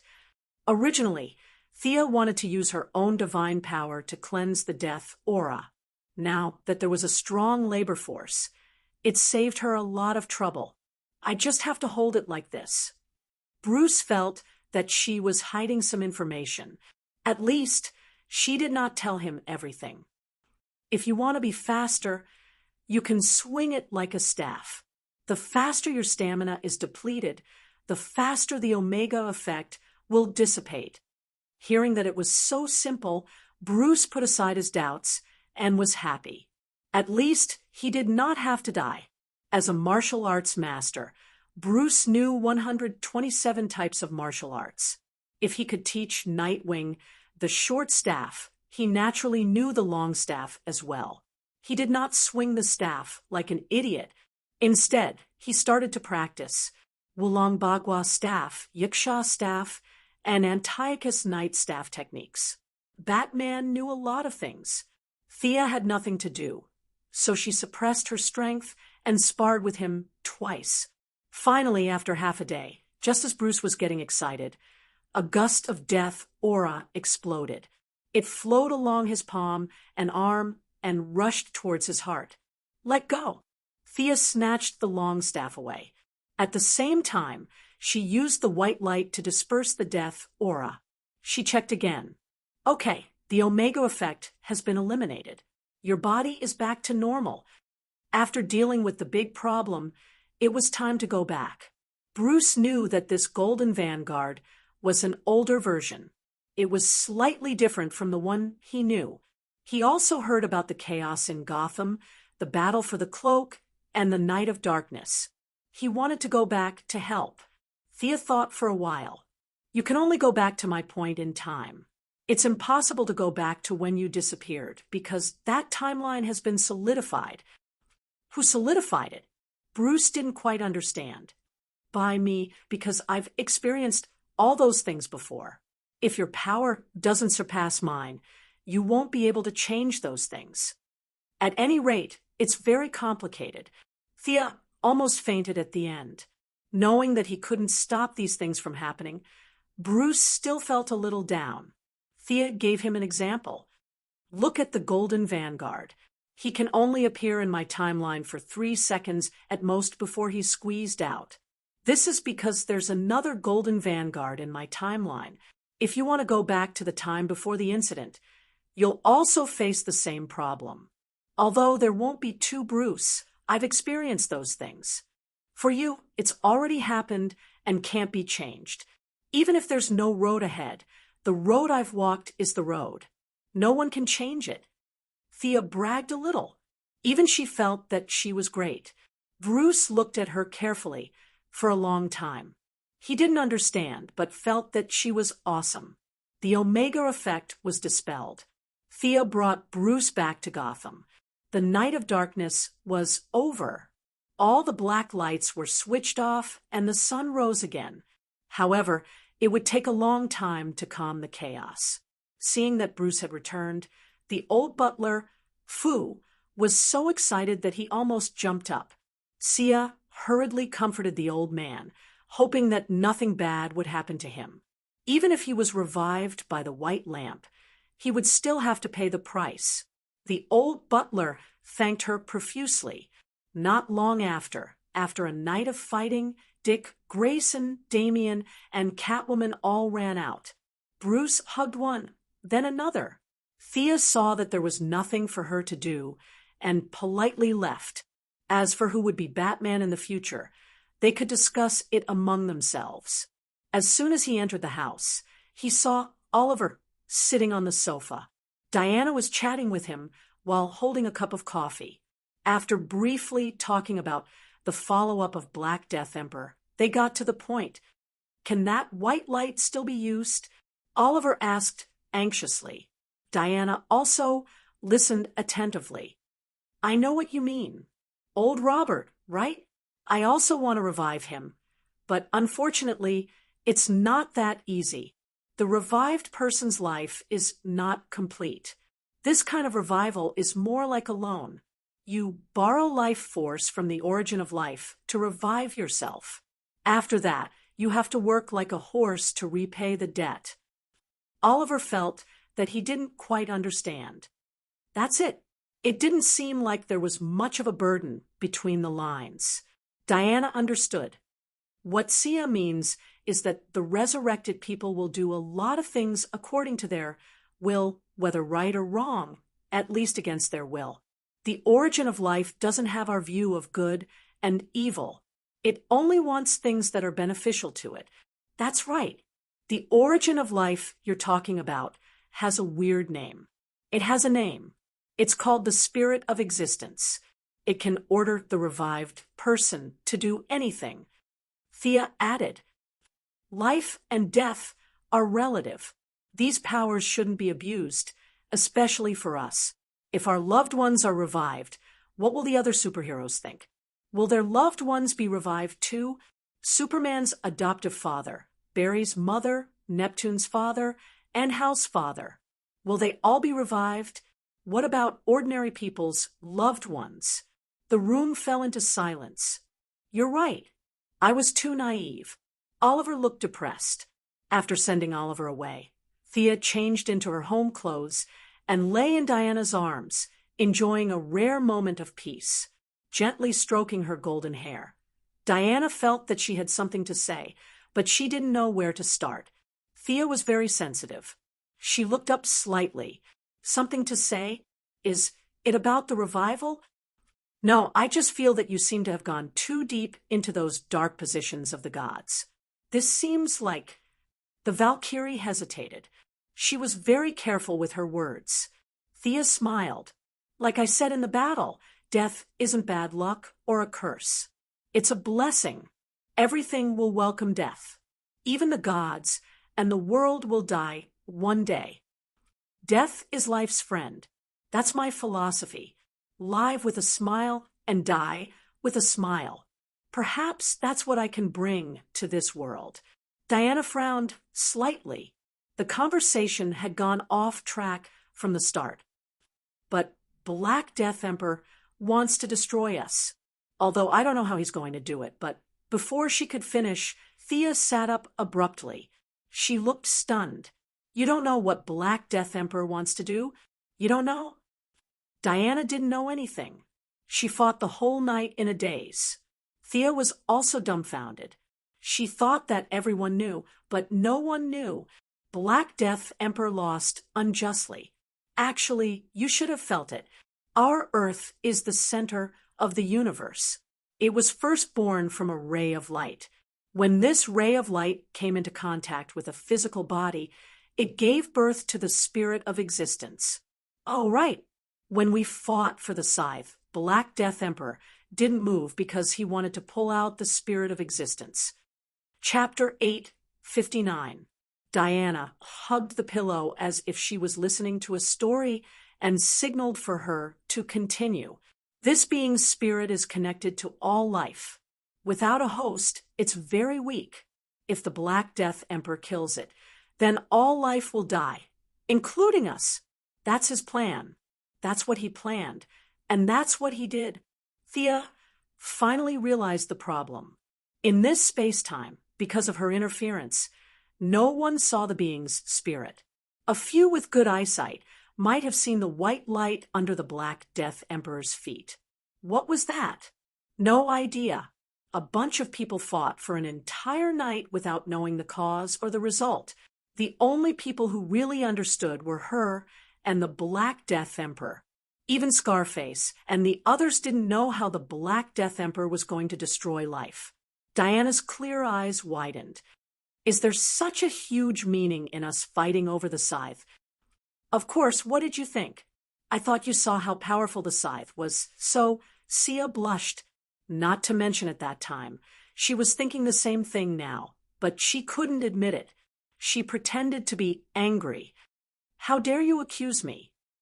I won't do it again. Take out the truth lasso. I want to hear the truth. Diana hurriedly passed the lasso to her. The young mistress tied the Valkyrie up tightly, but her posture was a little suggestive. As if she knew what she was going to do, Diana was a little embarrassed. No, what if the Righteous Alliance comes looking for us? There's so much going on outside. Let's do it at night. It's okay. The Righteous Alliance has so many people. They don't need the two of us. I'm going to teach you a lesson today. Sia licked her earlobe, from her ear to her smooth chin and up to her delicate red lips. The tip of her tongue teased her wantonly, and then she raised two fingers that were as white as jade. You dare to say that I'm deep? Today, I'll show you how deep I am. Tied up tightly, Diana could only beg for mercy. It's too deep. Don't. Knowing that her lover was still on the path of justice, Diana let go of her worries. The two interacted for a while. In the first half, the young mistress had the upper hand and could be said to be majestic. In the second half, the Valkyrie showed her strength. She was instantly defeated and bullied. How dare you say that I've gone astray? You're the one who's been corrupted. What's this? How dare you forge this kind of quasi-artifact? So what if you can forge it? Sia raised the shackles on her wrists and questioned loudly. Diana has never been gentle and virtuous. Now that she has been in the human society for so many years, she is experienced, has the lasso of truth and many indescribable semi-divine weapons. Dealing with Thea proves that she knows how to forge and has all kinds of rare materials at hand. She can really do whatever she wants.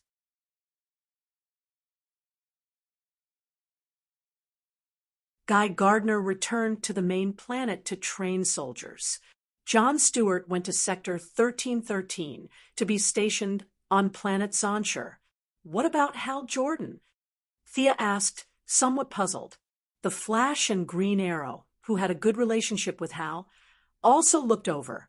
Kyle Rayner was embarrassed. He was stripped of his ring by the Guardians. He's now an ordinary person. Noticing the uneasy expressions on their faces, Kyle Rayner, who was once an artist, knew how to conduct himself better than Jon Stewart. He quickly explained the situation. The truth was disgusting. The Green Lantern Corps had suffered heavy losses this time. Just the Guardians alone had died, one was missing, and more than half of the 7,200 Green Lanterns had died in battle. Therefore, someone had to bear the responsibility or intimidate the remaining people. The 4 little blue men targeted Hal Jordan. Their reasons were reasonable. Black Death King's appearance on Earth must have something to do with Earth. Guy Gardner's prestige wasn't enough to be this chicken. Jon Stewart had been following the Guardians closely. Kyle Rayner had been a Green Lantern for more than 2 days. The most suitable candidate was Hal Jordan. During the internal meeting, the Guardians stripped Hal of his ring in public with a groundless accusation. They fired him without giving him a chance to explain. There weren't many fools among the superheroes. Kyle Rayner had said it very straightforwardly. The few of them were very unhappy.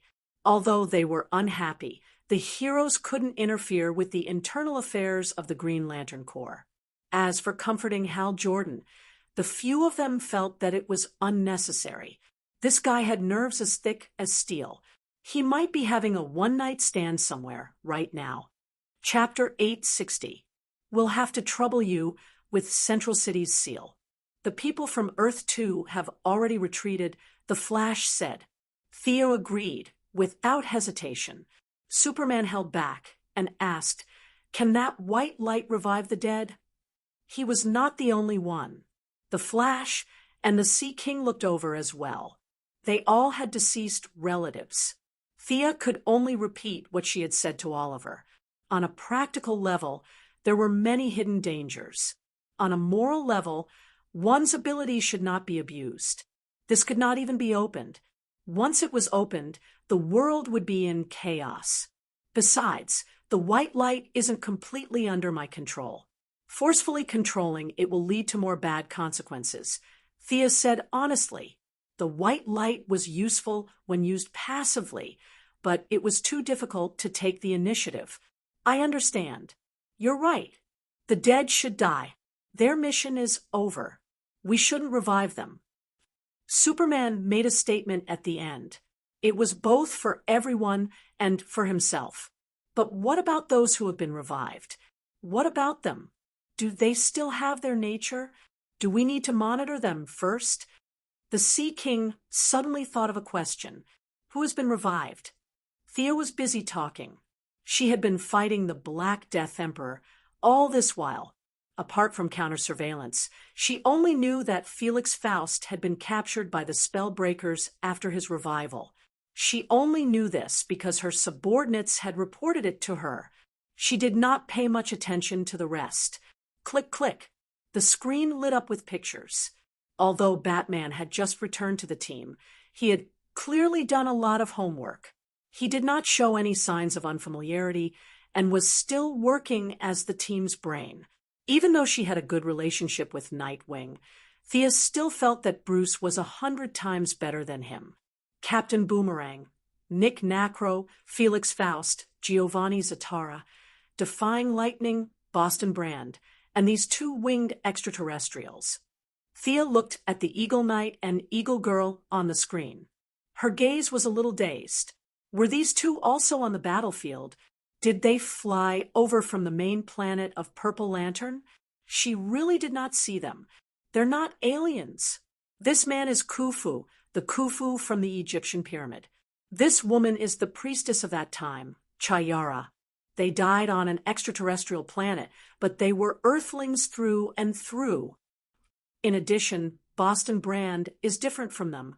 Very different. Thea had an expression that said, "I'm not pretending, but you're giving me this opportunity." Perhaps you can't tell, but in my eyes, even through the screen, I can see that Boston Brand's resurrection method is completely different from the others. The pure aura of life and the aura of death are acting on his body at the same time. His originally strange life form is now even stranger.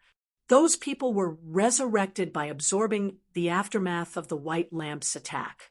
It's not too complicated, but Boston Brand was resurrected by the spirit of existence. To be honest, I don't really understand it anymore. Thea hugged her elbows and studied it for a long time, expressing her confusion. It didn't seem like a living person, but it didn't seem right to call him a dead person either. Well, I think I came out with him. The Atom Man asked bitterly. Thea turned around and looked at him, shaking her head and nodding her head. She didn't give up until Atom Man's face turned pale. "You're fine. It's just that the life aura is making you abnormally excited. You won't be able to sleep for a week. Speaking of which, how did you enter the Black Death King's body?" The Atom Man told her all about his adventures with the dead man. Thea could only admire their great adventure. The Black Death King's body was rotten, which indirectly meant that he didn't come to Earth in his prime. Keep a close eye. Seeing that they didn't come to a conclusion, Batman made a concluding speech. Thea, Diana, and Superman smiled bitterly at each other. As expected, the familiar Batman was back. After the war, there were a lot of things to deal with. Although the white lamps in Seaside City dispelled the aura of death after the black lamps went offline, there were corpses everywhere that needed to be dealt with. This job could only be left to Miss Thea. After all, this job required the coordination of various parties. Superheroes couldn't go door to door to deliver corpses. Whoever's family was taken away would have to make countless calls to contact millions of families. The workload was so huge and complicated that no one superpower would be of any use. They had to rely on the government. Superman volunteered to go to the moon to deal with Solomon Grundy's body. The rest of them also split up to deal with their own matters. Thea first went to Central City to seal the passage between the two worlds. The cutting-edge technology laboratory was razed to the ground, and 1/5 of the city was destroyed. The Lightning Squad rented an apartment as a temporary shelter. They were all very busy. After sealing the passage, they said a few words and turned to leave. When she arrived at Seaside City, she found that it was like a large funeral home. The local police, the city government, the city council, and all kinds of public welfare organizations were helping, but it was still very busy. The corpses were piled up together, and the scene was too messy. Sia hurriedly walked past and saw two young people fighting over it. "This is my father's body." The young man pulled the corpse's leg and wouldn't let go. The other burly man with tattoos all over his body and earrings said in a muffled voice, "This is my boss's body. Look, there's a bullet hole in his leg." Quarrels like this could be seen everywhere. The government actually couldn't figure out why the corpses had come to Seaside City and fooled the people that it was all an alien conspiracy. The people were generally thick-skinned. Many of them were corpses that had been dead for many years, so they weren't very sad. Most of them came with the intention of compensation. That's right. The government and the consortiums controlled by a few superheroes collectively paid a sum of money to take the bodies away and rebury them in the coffins. The Congress didn't stop them either. Everything was handled specially. A huge amount of money was now parked in the Seaside City government's account. After the news was released, millions of people came early in the morning to claim the corpses. There were a total of more than 1 million corpses. Excluding those that were beaten beyond recognition, there were less than 800,000 who could be recognized and whose original appearance could be seen. Therefore, it wasn't surprising that 2 or 3 people would fight over a corpse. Thea had nothing to do with this.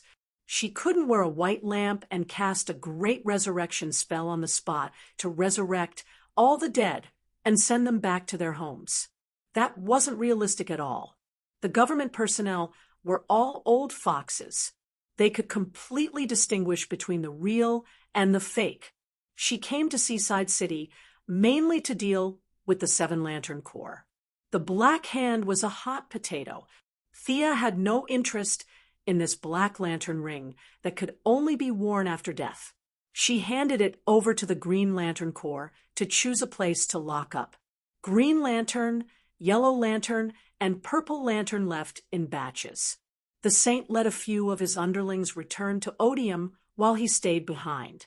He felt that the people of Earth were very emotional and was prepared to recruit a few more members. Chapter 861. Recently, the Saint had been pestering Barry to explain the path of hope. Barry was about to get married and was busy every day. He had to work at the police station and fight criminals. How could he have the time? In the end, He chose to reject the saint's invitation to join the blue lamp team. The saint had no choice but to leave Earth. He wanted to find the blue lamp beast, the luminous room phoenix, a phoenix with 3 faces. When Thea wore the white lamp, she saw its figure. Attikitas took the big blue cat, named Spirit Star, to kill a few cat abusers. After that, he returned to the 666 fan area with the red lamps. The only one that stayed on Earth was the orange lamp. Thea found LoveLore in a place that looked like a junkyard. This guy had collected a lot of junk, such as old refrigerators, cars, and buckets. Whether they were useful or not, he picked them all up and brought them back. "Hey, what are you doing?" Miss Milady flew in the air and saw LoveLore sitting on a 3-legged stool and writing rapidly. However, his right hand was still holding the lantern, so he could only write with his left hand. With 3 claws, the way he held the pen was like holding a dagger. "I'm writing." Perhaps it was the white light that washed away the murderous aura on Sia. LoveLore raised his head and looked at her, speaking with a calm expression. Thea also felt a lot calmer. She looked at LoveLore's so-called writing materials and laughed in anger. This guy found a roll of toilet paper and wrote a lot of words on it. Fortunately, the light ring had a translation function. So he wrote in English, from shampoo to slippers to trains and planes. This orange lamp wrote more than 10 meters of content on the toilet paper. "You're going to send this to Santa Claus." Thea pointed at the long piece of paper and asked, not knowing whether to laugh or cry. LoveLore was overjoyed. Yes. Baldy said that this Santa Claus can fulfill all wishes. You guys have a really good place here." Thea was speechless. If Luther had a level 9 intelligence, this guy in front of her was not even level 2. He was only a little stronger than the husky because he could talk. If Luther were to stay on Earth and eventually get the orange ring, Miss Milady would not be surprised at all. While LoveLore was still chattering, a portal opened behind him, and Thea pushed him in. Realizing that she was not intimidating enough, she took out the Black Death scythe and waved it at the portal. "Get lost. Go back to your Akolo.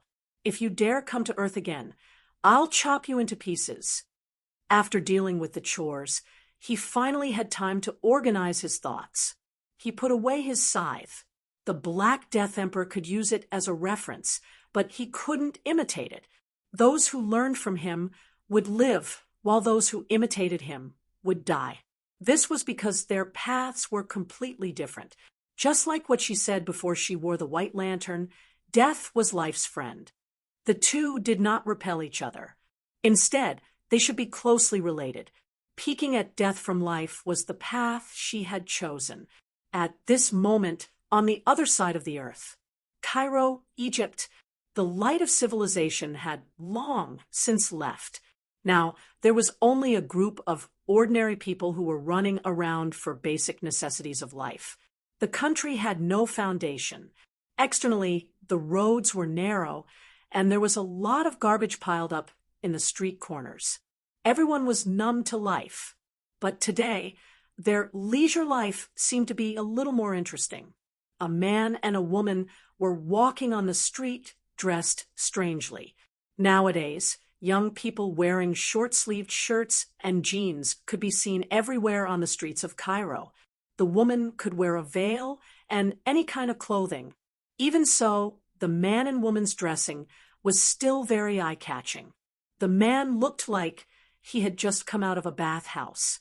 He only had a white cloth around his waist. His upper body was bare, and the muscles on his arms and chest bulged as if he was full of strength. The woman wore a flowery robe. Instead of walking quickly with her head down, she looked around wantonly. The two spoke in a low voice, but the locals couldn't understand their language at all.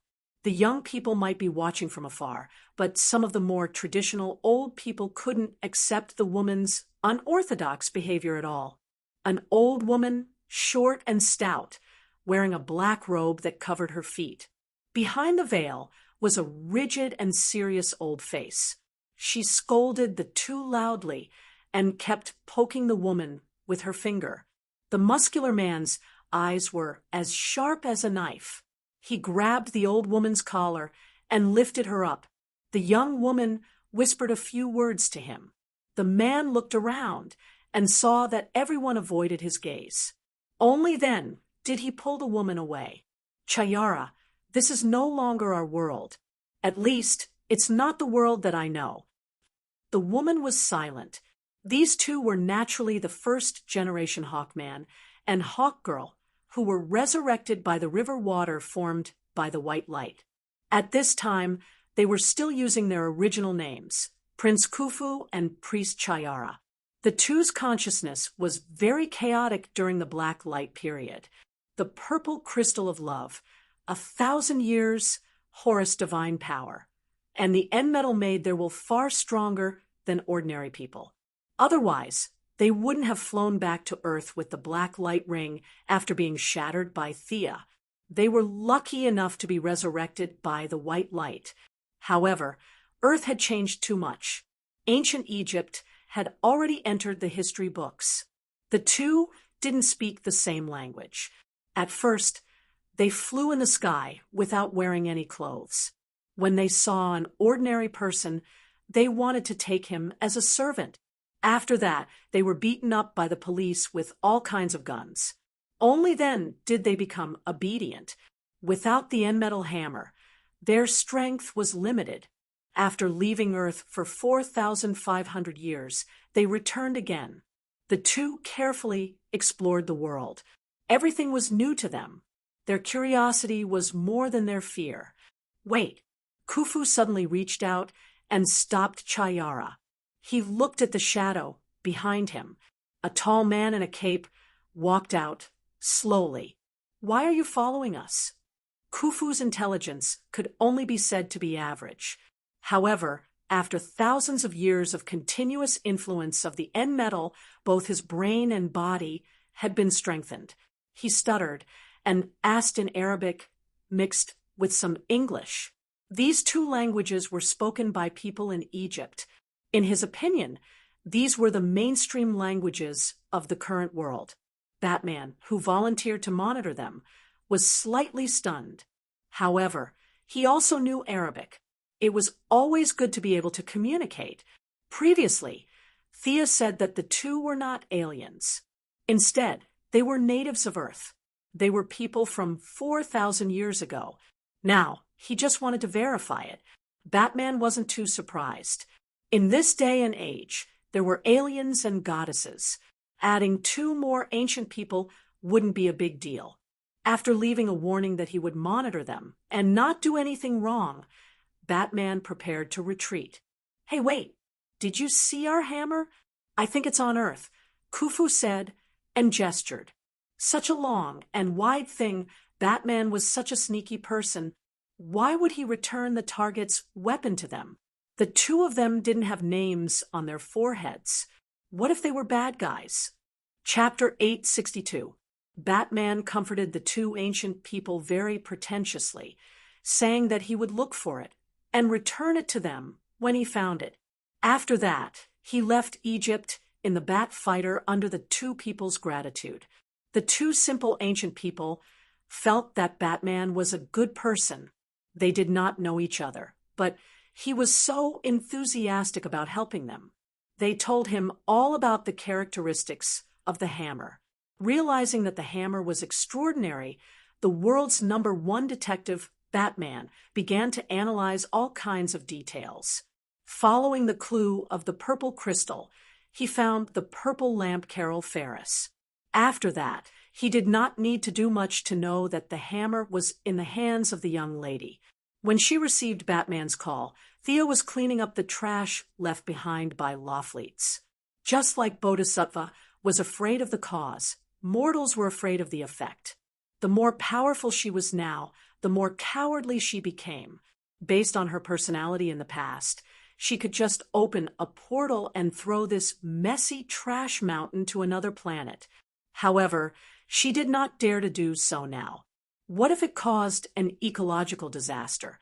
What if some substances and the planet had a violent reaction?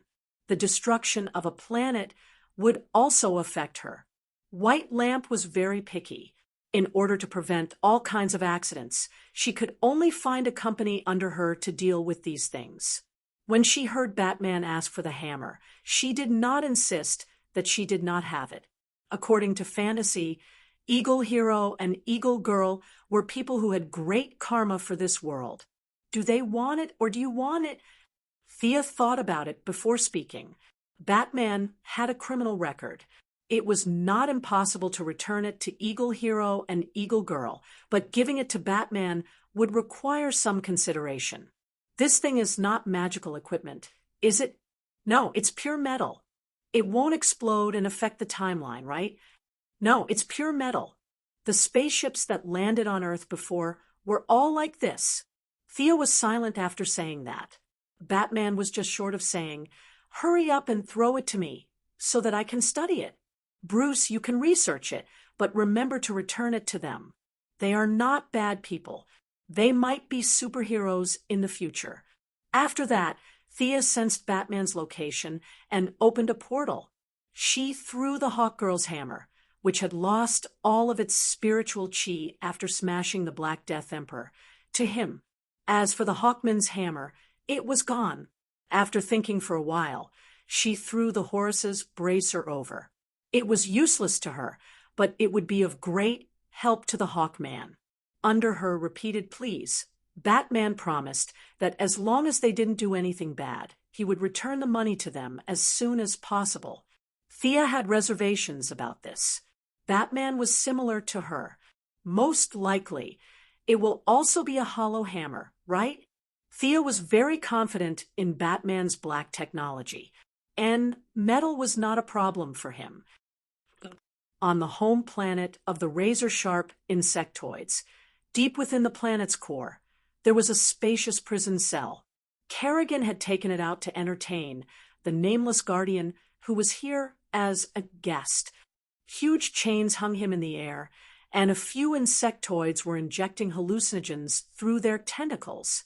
The guardian's old face was like a piece of wood, without any change, even though his consciousness was immersed in various illusory worlds.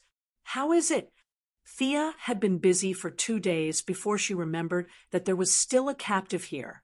She quickly teleported over, ready to study the Guardian's eternal life. This old guy is very stubborn. He didn't give me any useful information. Kerrigan was a little scared. She had spent a lot of effort to capture this Guardian and lost a lot of her subordinates. She did not expect that after being tortured repeatedly, the Guardian would be completely unmoved. Thea looked at the little blue man and sneered. Other than Gans said, the rest of these guys were the scourge of the universe. She had no pressure to deal with them. After thinking for a while, she said, "How about this? Focus on one thing and ask for his name. The reason why he is silent now is because his emotions have been stripped away. However, he will not completely give up on his name. As long as he remembers his name, the rest will be done naturally." Although she was skeptical, Kerrigan still went to carry out the task. In less than 10 minutes, she ran over and said that she had found something. "His name is Haruba. He is a student of some big shot. He comes from planet Martis. That seems to be their home planet." Kerrigan told her the information she had obtained, as if she was asking for credit. Thea looked at the Guardian, who was completely unconscious. She separated a strand of her spiritual power and began to read his memory. His psychological defense collapsed completely. The little blue man's memory seemed to be unguarded and could now be viewed at will. 10 billion years of life had allowed them to experience too many things. Thea picked and chose. With her divine attainment, it took her a full half an hour to read all the memories. She knew some things, such as the Guardian stripping away his own emotions to create the first light. She did not know some things, such as Haruba's teacher being the famous Kalana. 10 billion years ago, the Martis people were the earliest life forms born in the universe. They developed a powerful technological civilization that far surpassed the current era, surpassing Batman, Luthor, and Brainiac. As the leading scientist among his people, Kalana's thirst for knowledge was unparalleled. He tried to explore the mystery of the origin of the universe. This guy's black technology had reached a level that no one before him could surpass. He invented the cosmic probe and saw a giant hand holding the image of the origin of the universe. Just like how Batman inadvertently created the dark multiverse, Kalana's reckless actions also created the multiverse and the antimatter universe. In order to monitor the countless parallel universes, Watchers and anti-Watchers were born on a conceptual level, and it lasted until today. Kalana and his people, including Ganser and Sed, had shrunk from their normal height to their current height of 3 inches. God knows what the big shot was thinking. He might have thought that the essence was condensed. When he shrunk his body, he gave them eternal life. They were older than the old gods and the new gods combined. The spirit of existence was born on Earth, but they were the first life forms in the universe. The little blue men now were at least 1,000 times weaker than when they were at their peak. Only Kalana and Ganser had seen the image of the first light's giant hand. Haruba had only heard of it. However, they were still able to seal the first light after they shrunk. Judging from her memories, Thea felt that she was on par with the first light, or even slightly weaker. The Black Death Emperor could kill the first light instantly, but she was not at that level. Keep him alive. Don't let him escape. Thea did not kill this living dictionary of the universe, but she did not let him go either. This group of people had caused a lot of trouble in the universe. Killing him would be a waste. After leaving the main planet, she took a stroll around Earth before heading to the starting point of time, the base of the Endless Family. Her ranking had risen by a small amount, which meant that peeking into death from life was not a problem. The reason why she did not improve much was that she did not have much understanding of life. 75th place. The Black Death Emperor had dropped to 230th place. He would not be able to catch up to her in a short time. This made her sigh in relief. Chapter 863. Now, she had 2 choices. One was to continue pursuing the death realm, while the other was to do the opposite and walk the path of death. There were no shortcuts to walking the path of life. After all, the spirit of existence was not her. The life equation would be of great help, but that would require her to break through the wall of origin. It could be said that danger and opportunity coexisted. However, the death realm could be achieved by burning willpower. This time, she had saved the world by herself. The entire universe was grateful to her, and she had more willpower than ever before. Between the 2 choices, she chose the latter. Let's begin. Thea divided her mind into 3 parts. 1 part stared at her ranking, 1 part burned willpower, and the remaining part began to accept the various experiences of death. A large number of thoughts entered her mind. She kept those that suited her and abandoned those that did not. Her aura changed as well. Sometimes it was cold, sometimes it was gloomy. In short, it was not sunny at all. Slowly, she stopped paying attention to her ranking. Instead, she put on the white light ring and relied on the other intelligent beings to share her negative emotions. She had used up all her willpower. It took her a long time to get rid of the haze in her heart. F***CK. As expected, shortcuts aren't easy to take. Thea could only feel her head aching. It was a real headache. The willpower of the beings had indeed brought her countless experiences. However, there were all sorts of things, and not all of them were suitable for her. She was dazzled by her choices. She felt that one made sense, and another made sense as well. When she opened her eyes, she did not know how much time had passed. 60th, she looked up at her ranking. Thea was satisfied. She had a vague feeling that the death deity position was very close to her. It was only half a step away. After obtaining the death deity position, she could call herself the death goddess. This top-tier deity position would allow her to grow explosively. It would not be a problem for her to rival the Heavenly Father and Darkside. If it were before the Endless Family, she would have been so happy to obtain the death deity position that she would not sleep for the entire night. Now, she felt very faint. The death goddess was nothing. Only by removing the word goddess would she be truly awesome. She sighed. She needed to settle down for a while and take that step with her own strength. After returning to Earth, she hovered in the air for a long time without alerting anyone. Finally, she mustered her courage and went to meet a person. Purgatory Island. Ever since Yao Fei left the island, there had been no signs of human habitation. Some of the animals on the island had sensed the waves of divine power emanating from her body, and without exception, all chose to hide. Thea took off her shoes and strolled on the beach. Looking at the ground she walked on, she felt a little disappointed. The sand that she stepped on was stained with a trace of death aura.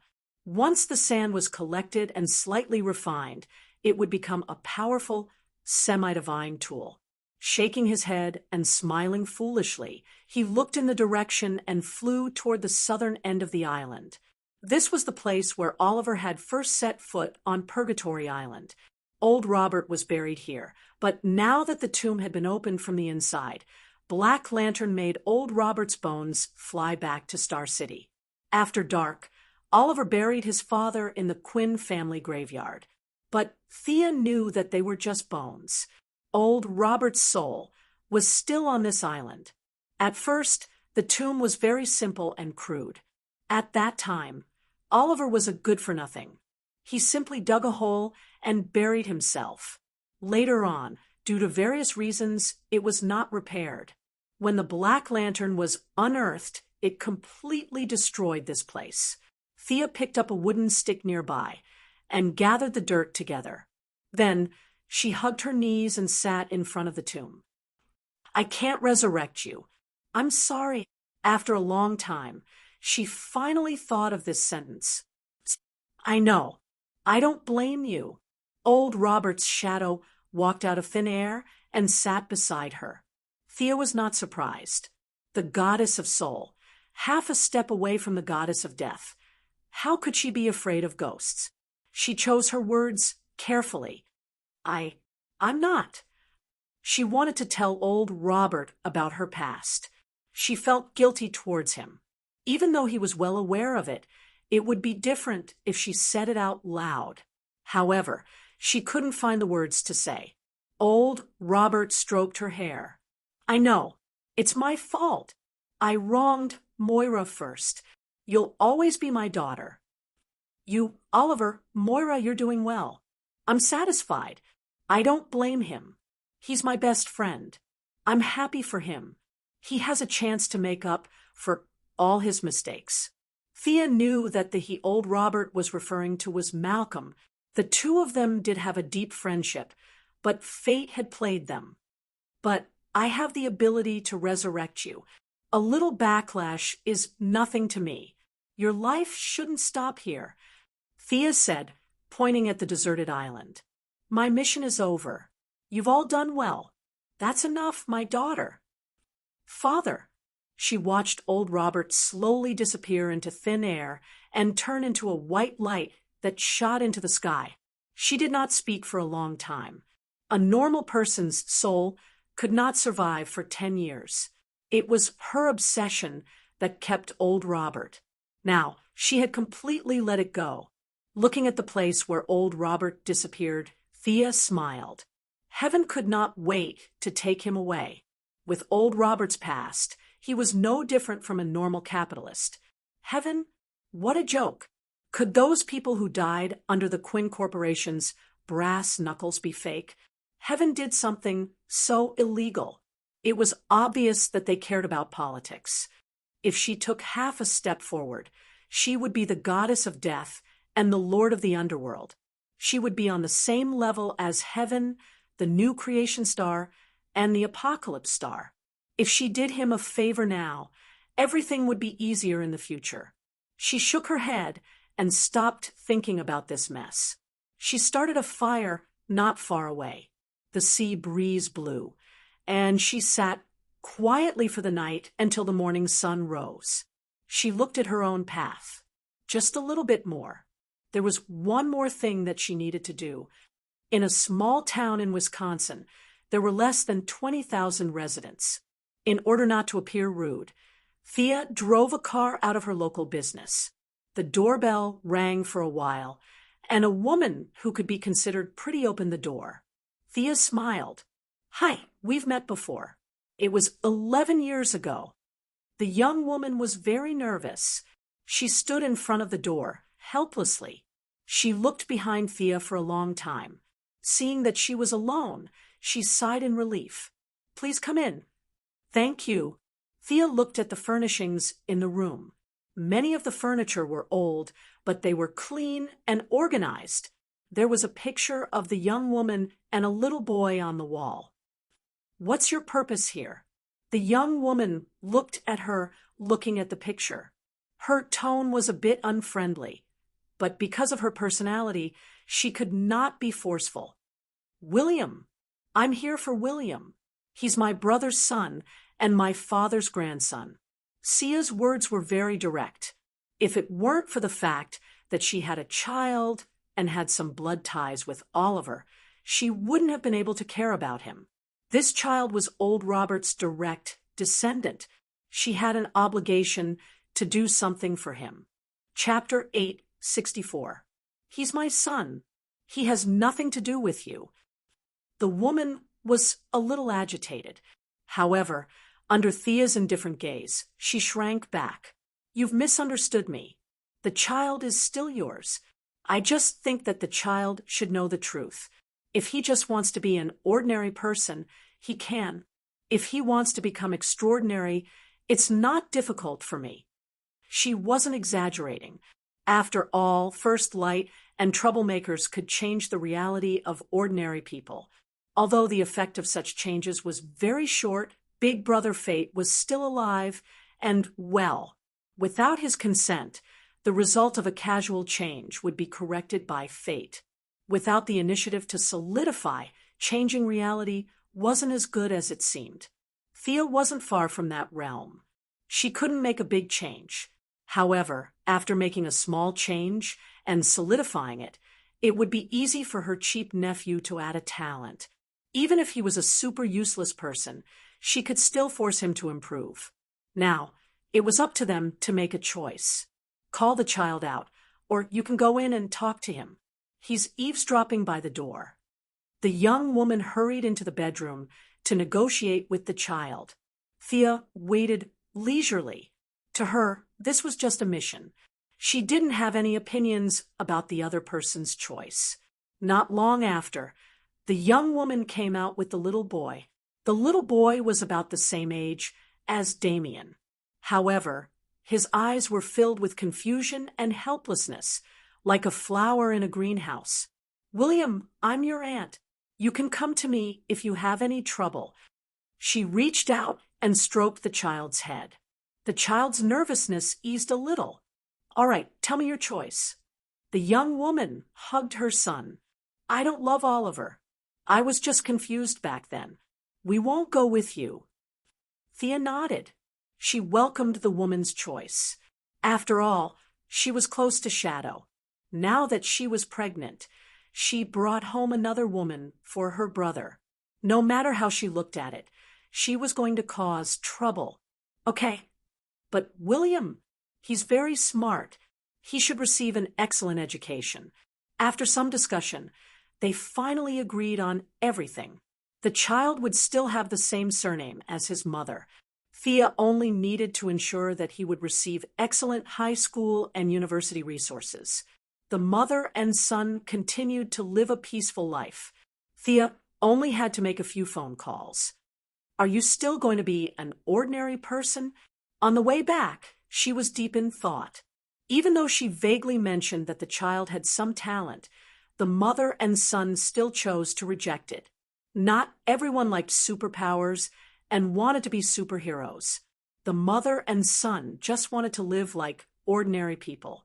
Thea did not say anything more. Leaving the town, she could say that she had completed all her tasks. She respected the wishes of the mother and son, protected them, and let them live a peaceful life. That was enough. Now, she only needed an opportunity, and success would follow naturally.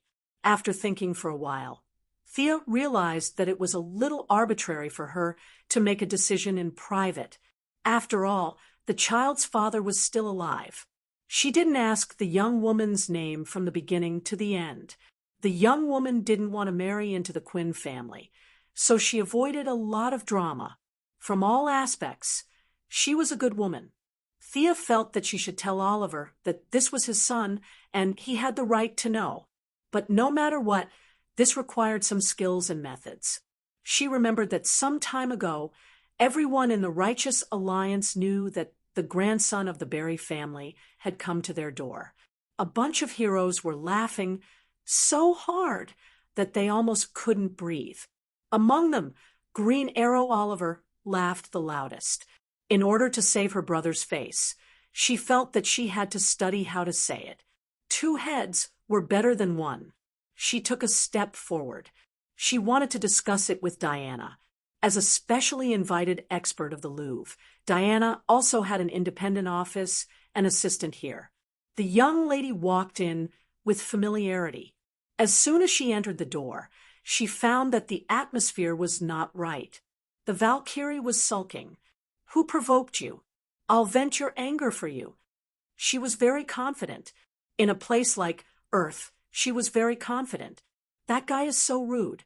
It's hard to believe that he is a prince." In the office, Diana endured and endured, but she still complained to Thea. The matter was not complicated.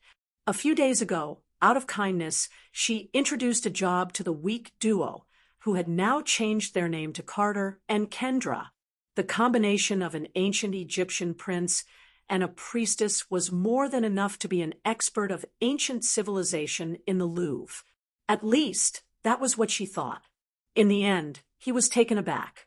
What modern people thought was a sacred weapon was just a daily decoration in Kendra's mouth. What gorgeous weapon! Carter said that it was a ceremonial weapon used by the guards. In short, it was just a pile of junk. The 2 ancient people spoke bluntly and bluntly.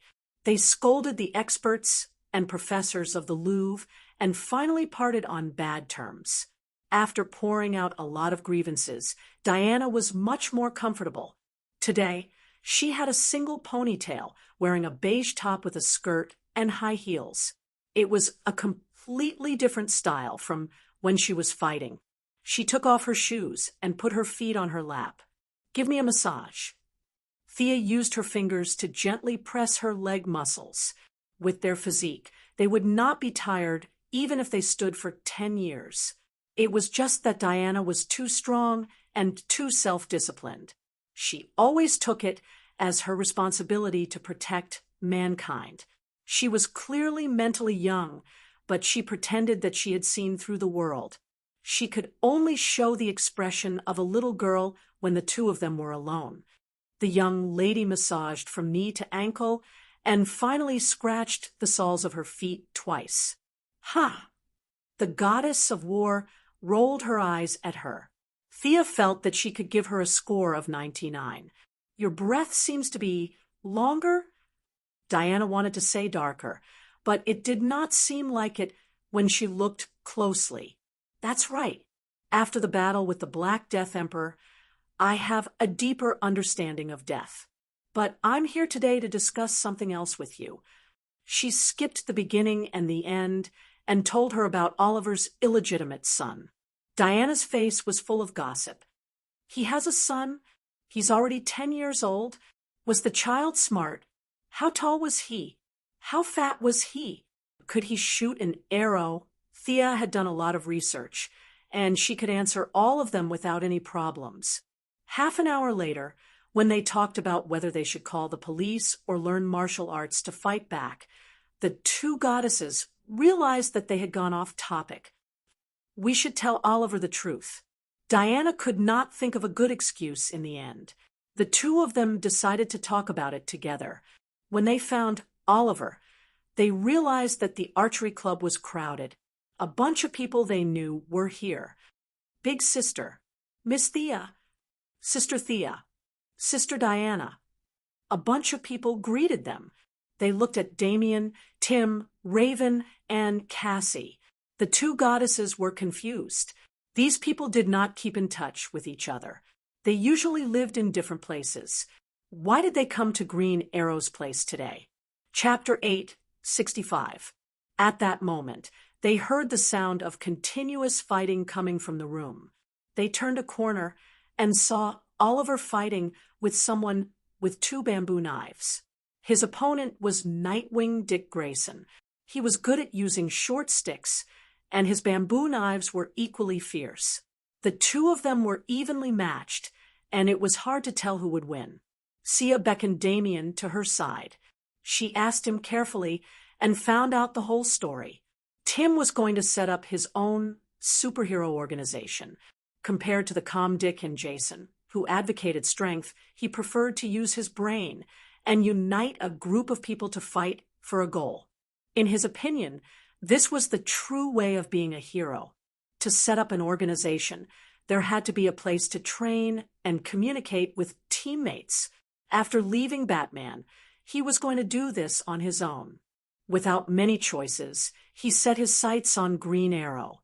Although Quinn Construction wasn't as valuable as the technology companies in Thea's hands, it couldn't withstand the disasters that happened every day in the United States. In one dark night, Seaside City and a third of Central City were destroyed, as well as a dozen small and medium-sized cities. Now, real estate had become an important part of the national economy. In short, Oliver, who controlled Quinn Construction, had a lot of houses in his hands. Tim set the location of the future team in San Francisco. It was far from the territory of traditional heroes, but the crime rate wasn't low. It was very suitable for the new team. Oliver agreed without hesitation, but since he had nothing to do, he made a request. He wanted to fight with him. There was no gambling, and there was no bullying of the poor. No matter who won or lost, the building could be handed over to Tim. Oliver just wanted to take the opportunity to warn the young people not to be arrogant and complacent. The result of the battle wasn't too surprising. The young people who used martial arts were beaten black and blue by Oliver. Even if Tim went up personally, it was useless.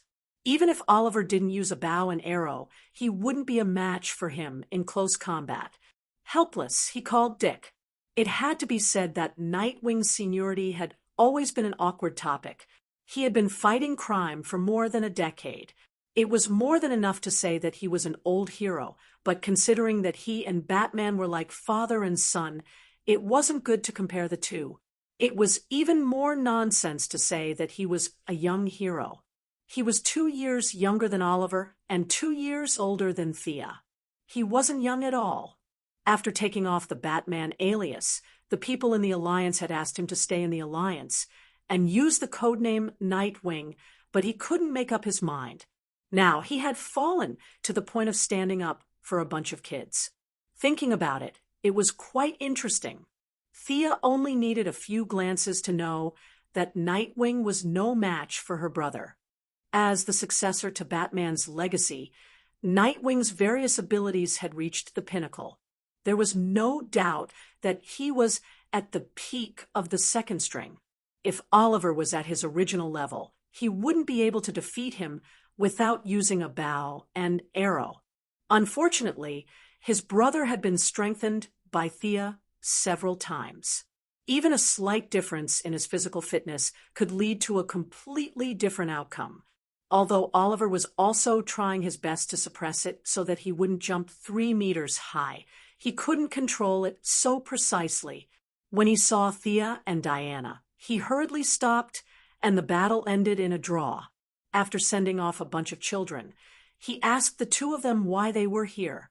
Of course, Thea wouldn't say anything. Her mother and I already knew the truth, but we kept it from you. She blamed it all on magic and insisted that it was divination. What? I have a son outside. He's already 10 years old. Oliver, who was wiping his sweat with a towel, was so shocked that he almost jumped up. To be precise, he's 11 years old. Thea finished telling him this shocking news and wrote down the child's name and address on a sticky note. She also left a recent photo. It was a photo of the mother and son that she took at the young woman's house. He could do whatever he wanted with it. This woman, I don't seem to remember her. Oliver looked at the photo for a long time and was a little speechless. There were too many romantic debts when he was young. He really couldn't remember. Thea clapped her hands and left with Diana. What happened next had nothing to do with her. Diana went back to work. She thought about it. It had been a while since she went to the company. It was a good time to go back and take a look. She entered her office and finished her chores as quickly as possible. After reading a few comics about her and Diana, the secretary led someone in. "Who's this?" She was reading with great interest. She raised her eyebrows and glanced at the person. She didn't recognize him, so she asked casually. The secretary smiled faintly, and the man beside her almost cried. "Boss, it's me." Thea looked away from the computer and took a closer look. He was dressed like a tramp, with thick eyebrows and big eyes. Wasn't this Boston Brand? In Thea's eyes, the dead always looked the same after they died. Red tights, black eyeshadow like a ghost. Now that he was a living person, she didn't recognize him at first. Fortunately, the mental connection was still there. She pretended to be enlightened. "What's the matter? You can't live anymore, so you're here to ask for money, right?" The truth was a little strange. Boston Brand's soul frequency changed a lot. The yellow light didn't recognize him. He was neither big nor small. He was a hero, but he couldn't rob people. Now, he really couldn't live anymore. The most important thing was that this guy had a girlfriend. She was the younger sister of the Warhawk and White Dove sisters, the girl who inherited the name of White Dove Dorn Granger. According to his original words, the girl was very attractive to him, and he started to attack her crazily. Now everything was ready, except for a little money. Thea didn't say anything. She wrote him a check and took the flowers. She also found someone to help him get some social documents, such as Social Security and driver's license. After all, he had been dead for a few years, and all these documents had been canceled. Although Sia had a feeling that this guy would die soon, well, it was better to stay alive for now. Time passed quickly. A month passed quickly, and she still didn't find the opportunity. However, a few things happened in this month. Tim Drake established the Young Titans. The members were himself, Wonder Girl Cassie, Pulse Bart Allen, the Big Lowly Raven, Animal Boy, Blue Beetle, Martian Maiden, and arms dealer Kuroi Harper, who was 2 years older. Damien was rejected by him with the excuse that he was too young. In fact, he didn't want Batman to be alone. They were father and son, and they could take care of each other. Originally, he wanted Nightwing Dick Grayson to lead the team. At least he could get past Batman's disguise. In the end, Dick rejected the mission and only said that he and Starfire would help. As for the other matter, it could be considered both major and minor at the same time. In the ruins of Seaside City, a white lantern appeared. A few heroes took turns to take it, but no one picked it up. In the end, Thea took it easily. This lantern finally solved the urgent problem. Her white lantern ring was almost out of power. The protective net that was set up before was also effective. The Black Death Emperor's breath didn't cause any pollution to Earth, and it was completely avoided. As for the mission that the spirit of existence gave to the resurrected, the young mistress didn't participate. In a place that ordinary people couldn't see, something else happened. Although the antimatter cannon severely injured the Black Death Emperor, it also destroyed a part of the timeline. Time had self-healing properties, and with the help of the Time Master Council to fix the mistake, she didn't take it to heart at first. She didn't expect the loophole to recover so slowly. The elderly version of the Golden Pioneer said that he couldn't do anything. Thea didn't have any good ideas either. The counter-supervisor's strength was above hers. She couldn't resist the antimatter cannon that gathered the energy of a universe. With such a big hole, someone must have passed through the timeline.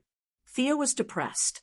She bragged to Batman that the path she walked was a path, but it was still in her ears when she was slapped in the face. She could only deal with the uninvited guests as they came and wait for the loophole to recover naturally. Chapter 866. In Diana's apartment, the two were fooling around when the phone suddenly rang and Batman's voice came through. "Both of you, there's an emergency here. Please come to the watchtower immediately." The two hurriedly changed their clothes and rushed to the watchtower space base. They were the first to arrive. Batman nodded gently to them and continued to operate a pile of computer equipment. Seeing that there were no outsiders around, Thea couldn't help but say, "Bruce, you should rest. You're too nervous to analyze things day and night." "I'm fine. Someone has to do this work." Thea shrugged her shoulders at Diana, indicating that she couldn't do anything. This gentleman was full of energy and had nothing to do. Let's just leave him be. Soon after, Superman and Green Lantern Kyle Rayner arrived at the same time. "Just the few of us. The threat is from space." Diana saw that no one else came and asked a little strangely. After all, the Justice League had always advanced and retreated together. 3 light years away from Earth, there are more than 100 unidentified objects. I calculated their various mass and thermal energy reactions and trajectories. They are spaceships, and their target is Earth. Batman opened a few screens and pointed to them. "I don't know, never seen it." Noticing that Batman was staring at her, Thea shook her head. There were so many civilizations in the universe. How could she know them all? Batman looked at Kyle Rayner again. The Green Lantern, who was an artist, smiled. "I'm a new Green Lantern." Through the screen, the ring can't scan the information. His meaning was clear. "I'm a newcomer. I don't know the people and things in the universe. I don't know the famous ones, and I don't know the unknown ones. You don't have to care about my opinion. Shall I go take a look?" Superman volunteered. Of course, he wouldn't let him fight alone. Leaving Batman to do the logistics, they flew directly over. Originally, Thea wanted to teleport over, but Superman felt that it was better to be cautious since they didn't know if they were friends or foes. Not long after, they saw these unidentified objects on a planet outside the solar system. Batman guessed correctly. These were indeed spaceships, and they were battle-type. The spaceships were docked on the ground, and many humanoid creatures were resupplying. Daxam's battleship. The few of them hid in the shadows. Kyle Rayner scanned them with the ring and quickly got the answer. Unfortunately, the ring was very cold. It didn't ask, but Kyle Rayner didn't know how to ask. He could only turn his head and look at the few people around him. Where is Daxam from? How is it compared to Earth?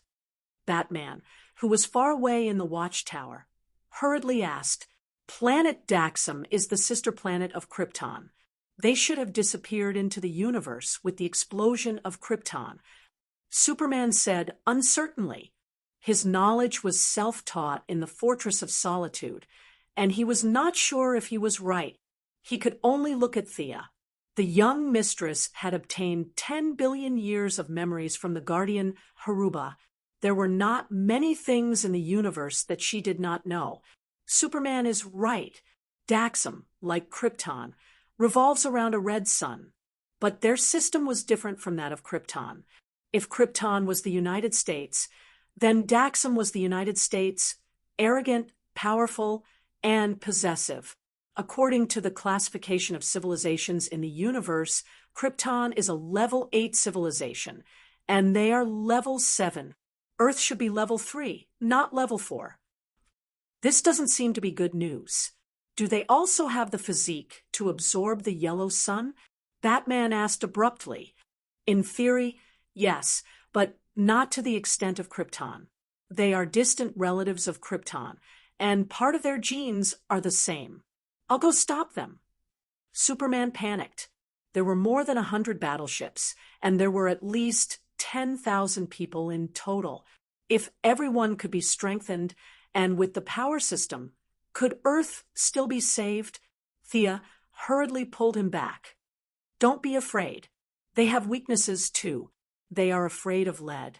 And she said uncertainly, I see that they are shrouded in the air of death. They are either dying or already dead. Oh!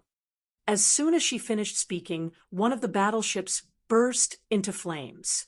The violent explosion blew up 3 or 4 other battleships around it. In the flames, a figure slowly flew out. Many of the Daxramites, who looked no different from Earthlings, raised their weapons and attacked the figure madly.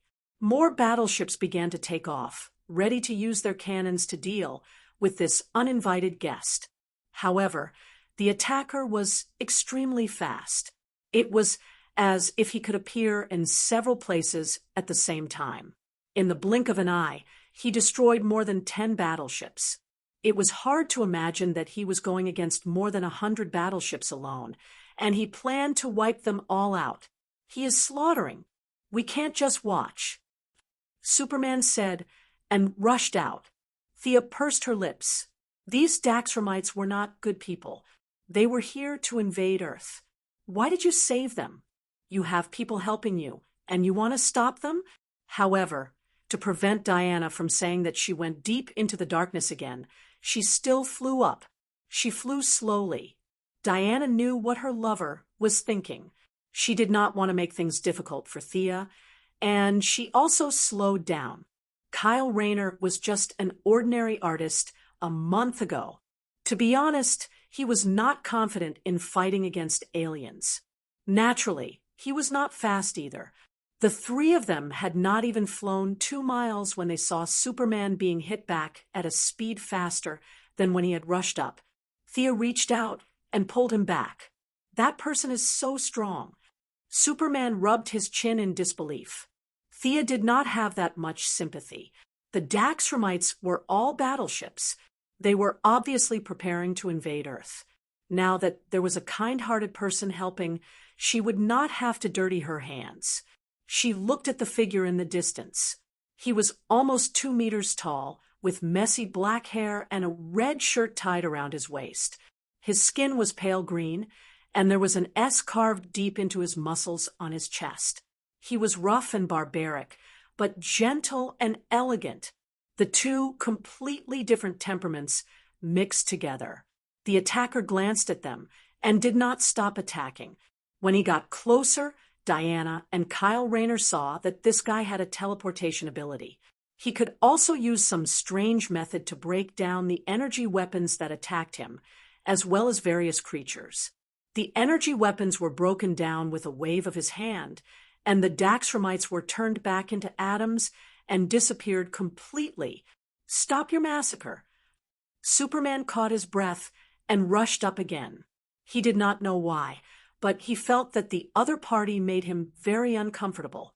Unfortunately, his strength that could move stars and his iron fist that could break through mountains hit the attacker's chest. The other party did not feel anything. Like an indestructible wall, he did not take half a step back. Instead, he frowned and looked at Superman. As if a little annoyed, the attacker grabbed Superman's shoulder with his left hand and threw him out as if he was throwing trash. Superman's figure became transparent and suddenly disappeared from their sight. Child's play.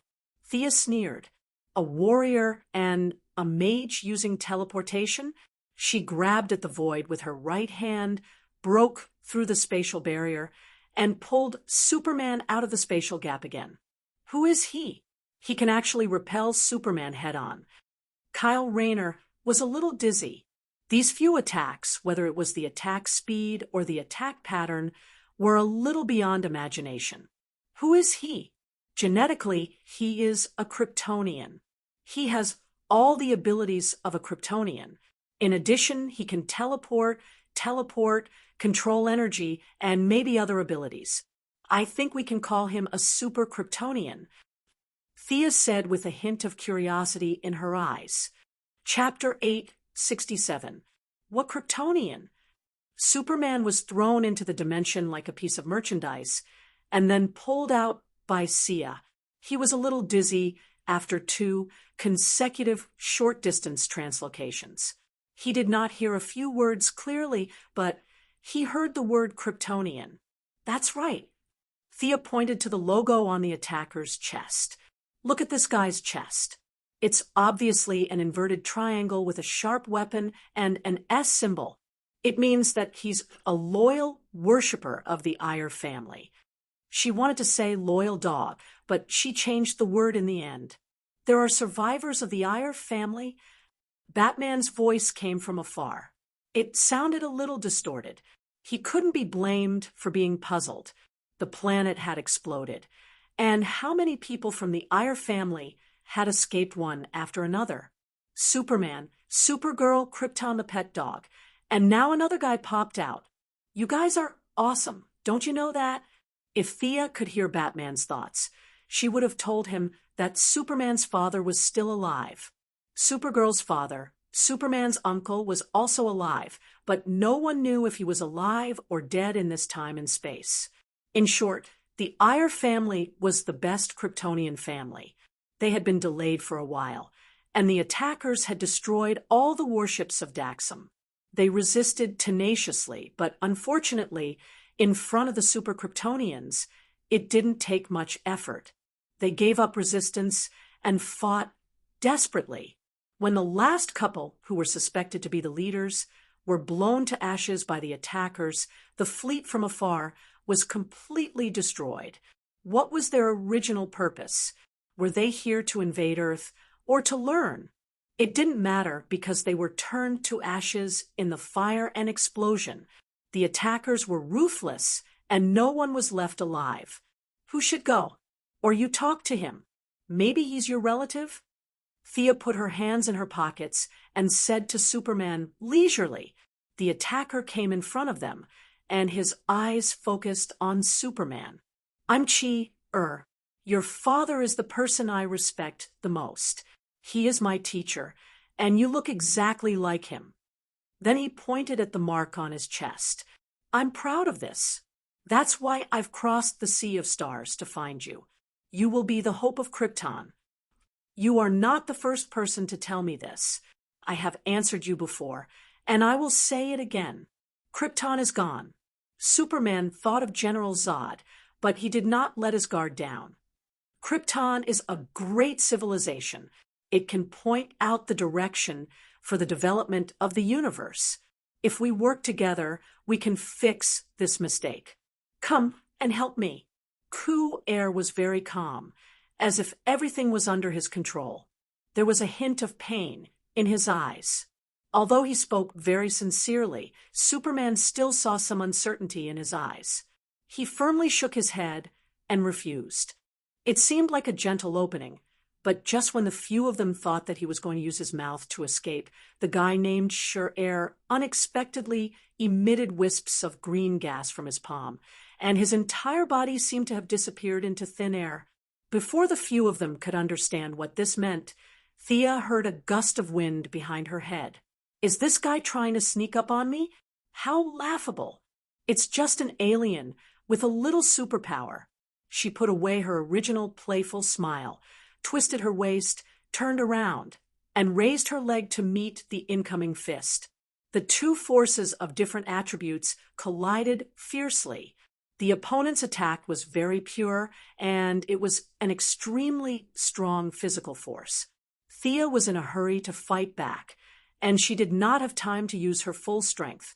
The two sides were tied. Superman was angry at his relative's despicable behavior. After talking about his father for so long, his father taught him how to sneak up on others? This is blasphemy.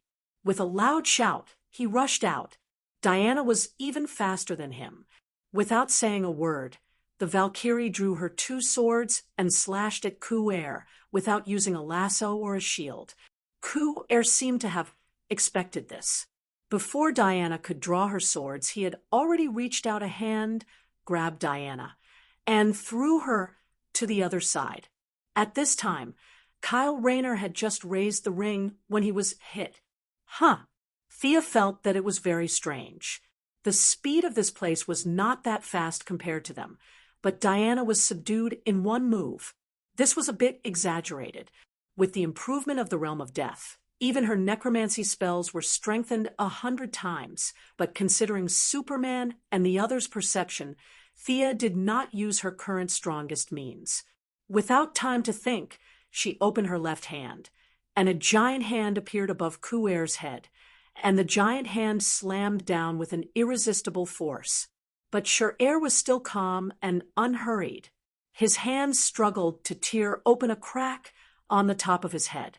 Just as he tore open the crack, Sia's giant hand had already smashed down. The two of them seemed to be acting, and their coordination was extremely ingenious. How is this possible? Thea's first thought was that this guy could read minds, but she quickly overturned this conclusion. She was a half-step goddess of death. If she resisted, even a great demon like the 3 palace demons could not do it.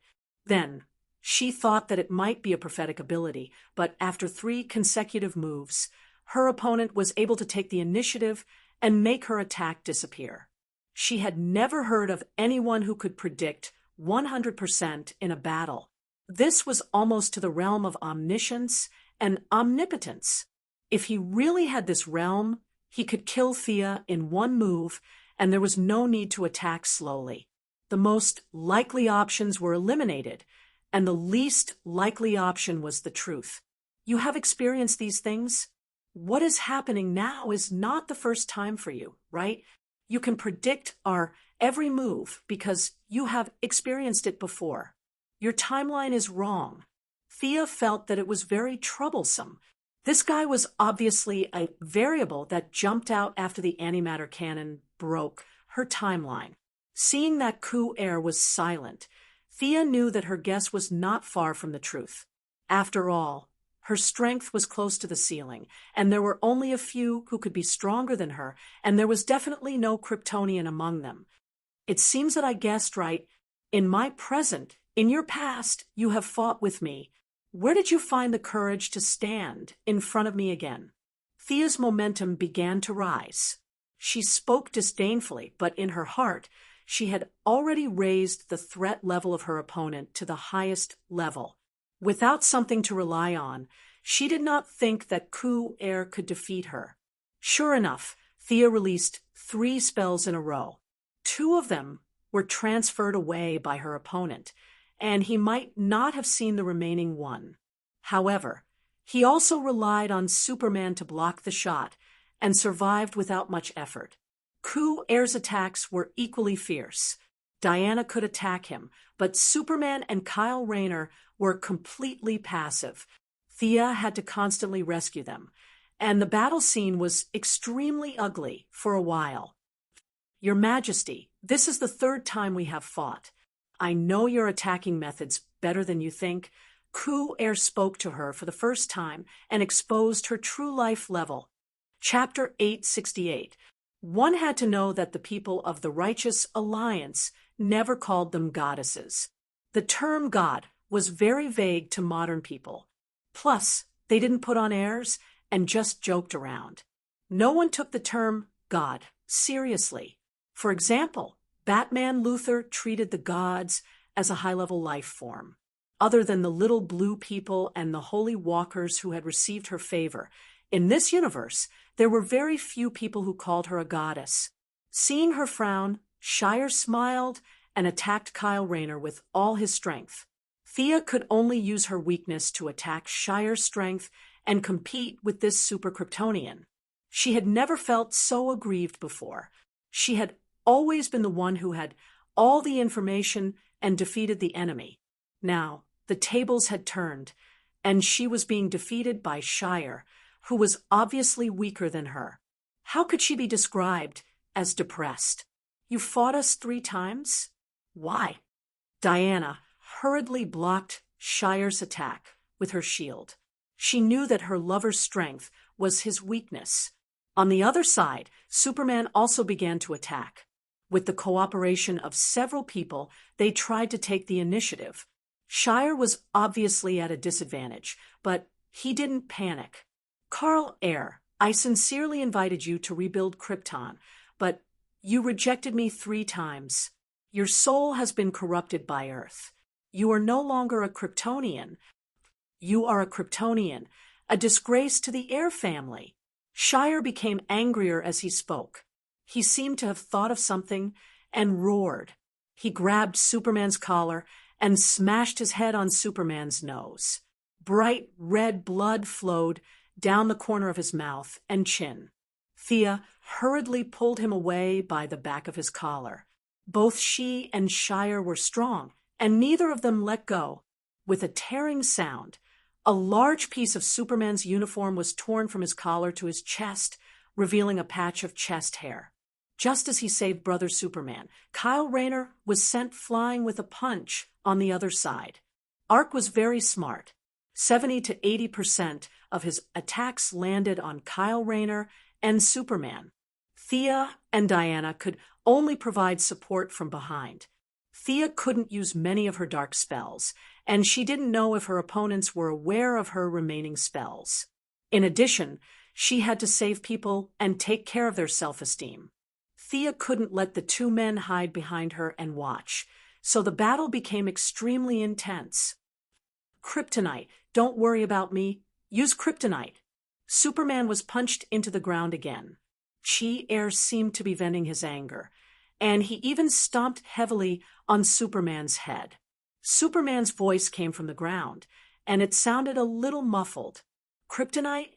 Thea searched her ring for a long time, but she couldn't find it. The Kryptonians were not a threat to her. She was not Luthor Batman, who carried kryptonite in his pocket every day when he went to the toilet. However, she had a lot of things in her ring. It would take her at least 180 minutes to find such a small stone. Out of the corner of her eye, she saw a green light for Kyle Rayner. She might as well simulate one on the spot. She sent the wavelength characteristic of kryptonite to Kyle Rayner, the #1 cheat in the 7-Lantern Corps. His talent could be said to be unprecedented. After thinking for a while and trying twice, a green longsword appeared. The wavelength characteristic on it was kryptonite. When the longsword was swung down, the expected scene of the enemy falling to the ground did not happen. Instead, Ark looked a little ferocious, as if he had recalled an experience.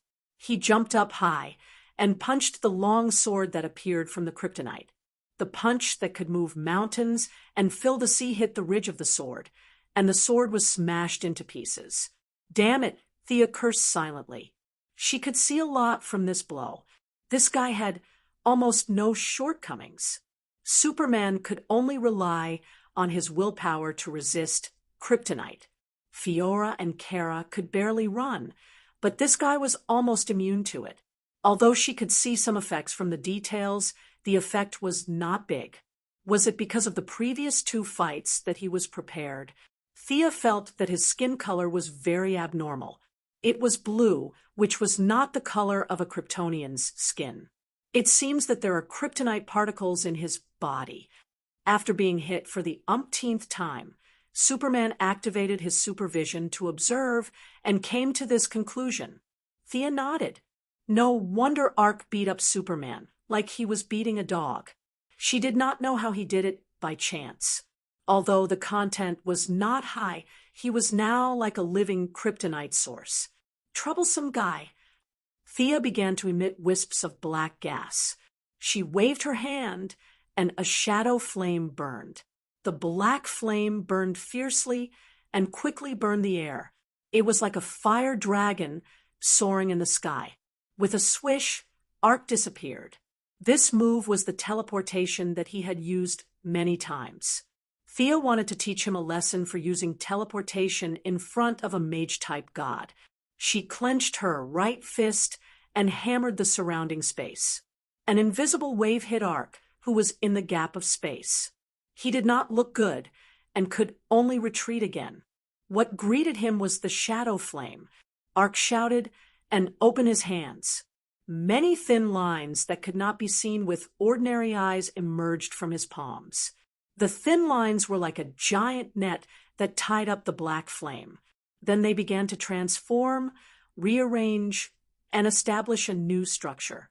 He had used Thea's magic to add an energy shield to himself. This guy's ability was strange, a bit like a firestorm. Thea was not careless. She flicked her fingers, and the flames danced a deadly dance. A part of the silk rushed out of the encirclement and then rolled back to Arkansas. On the other side, Diana, holding a thunder spear, began to cooperate with Thea's attack. Superman and Kyle Rayner used long-range means to help. It was only a matter of time before Ark was defeated. Is this all you've got? Laugh. Why aren't you laughing? Sia grabbed Shur-Air's arm. The realm of death had a great influence on her. The longer the battle went on, the greater the hostility in her heart. She wanted to tear his arm off, but she did not expect his body to be extraordinarily sturdy. She tried to pull it off, but failed. She could only kick his waist. The tremendous force caused Shar to fly more than 700 meters away from the ground. He crashed into a small mountain before he could barely stop himself. Diana threw out the lasso of truth. She did not expect Ark's reaction to be so fast. He rolled out of the lasso's range ungracefully. This guy seems to be stalling for time. As a newcomer, Kyle Rayner was not very sure.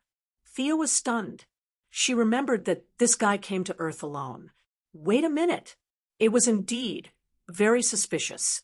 This kind of strength was not bad in general. It was no problem for him to dominate the universe, but it was definitely not enough to stop her. She had not seen any powerful means until now. Thea lost the advantage of being able to predict things, and it was the third time they were facing each other. She was very confused. She did not know where her opponent's trump card was.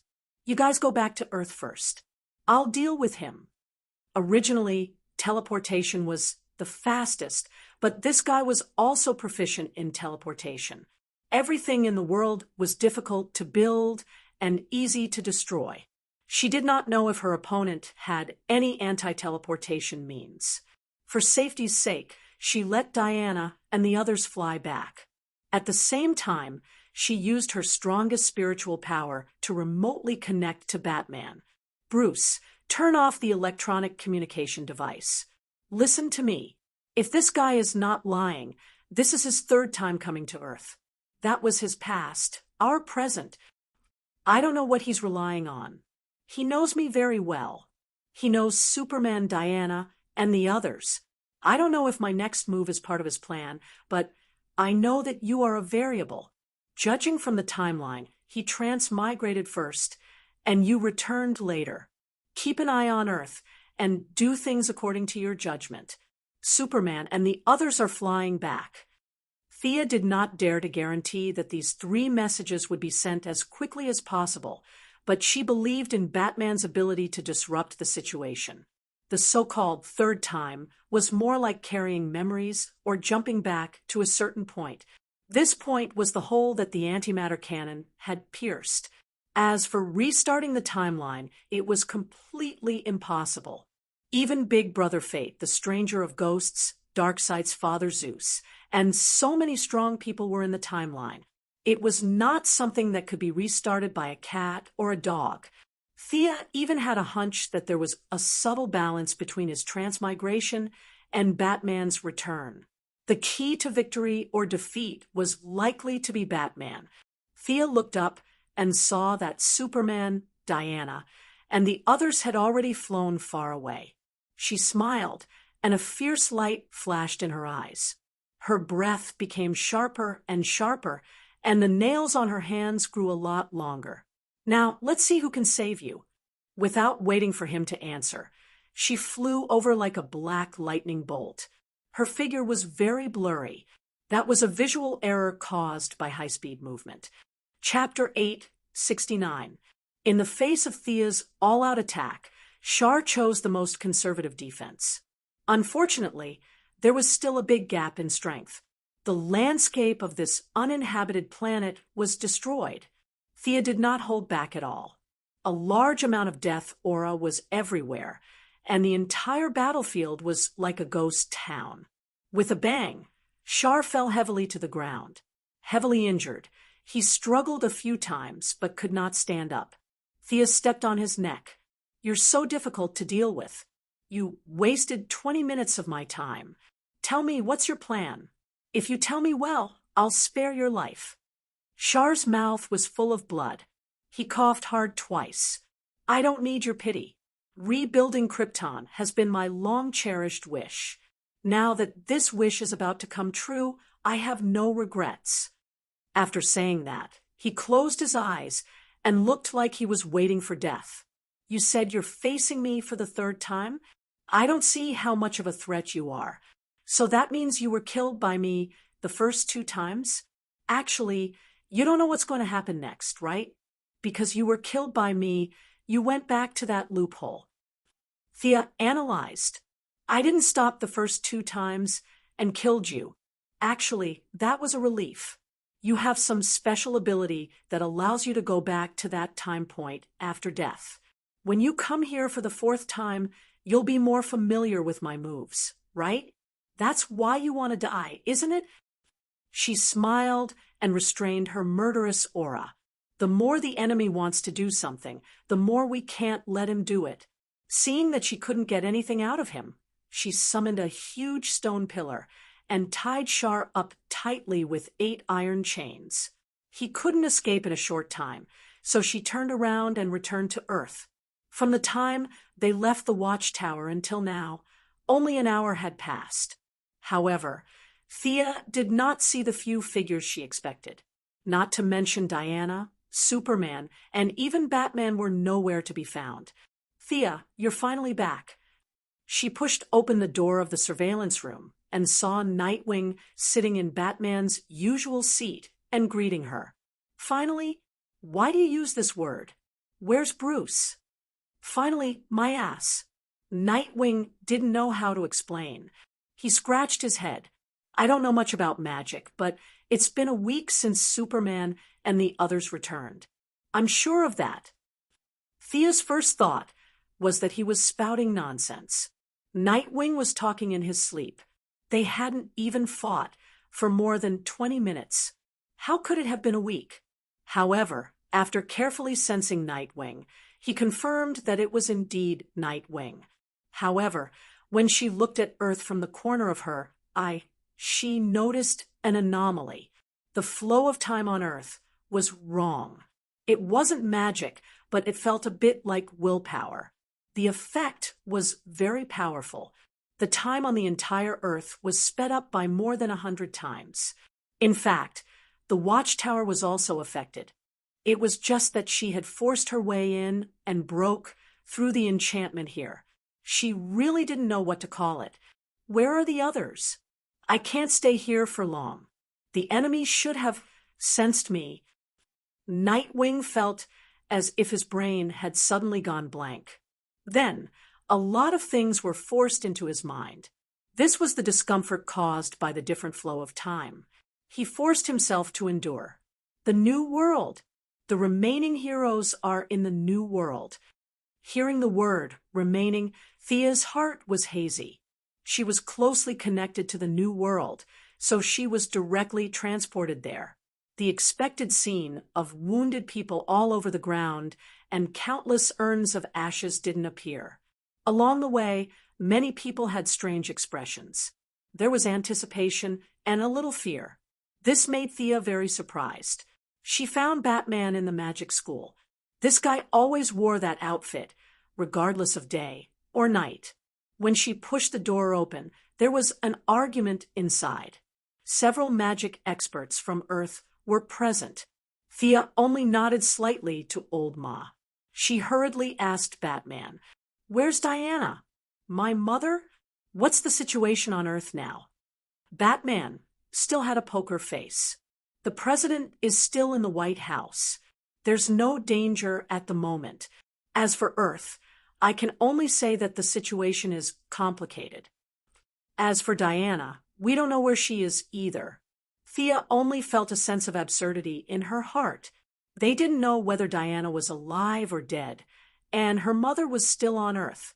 But this group of people was arguing pointlessly. She felt very uncomfortable. Her slender hands clenched tightly. Her eyes became colder and colder. An invisible, murderous aura began to spread. "Thea," Malcolm hurriedly called out to her when he saw that she was not in a good state. The young lady also knew that she was on the eve of a breakthrough. At this moment, it was very easy to be affected by death. She focused her mind and took 2 deep breaths to suppress her restlessness. Who is the enemy? There has to be an enemy, right? It's a god who came from the sky. Who? His believers call him Rao. Thea was puzzled. She almost thought that she had misheard. Batman repeated it again. She still couldn't believe it. It can't be. Rao is just an ordinary person.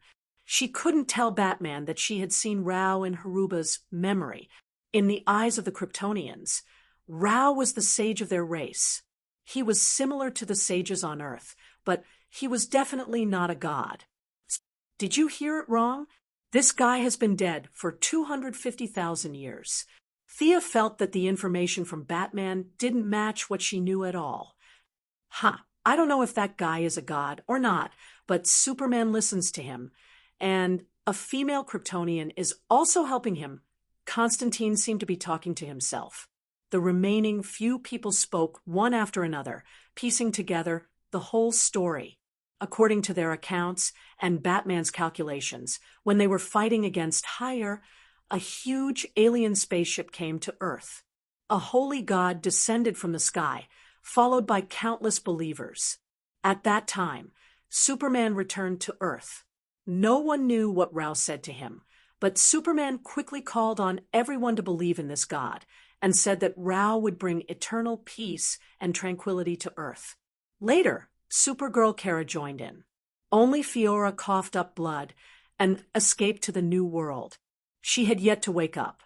Benefiting from the high reputation of Superman and Supergirl, many ordinary people came out of their homes to accept Rao's gifts under the premise that they vouched for them with their reputations.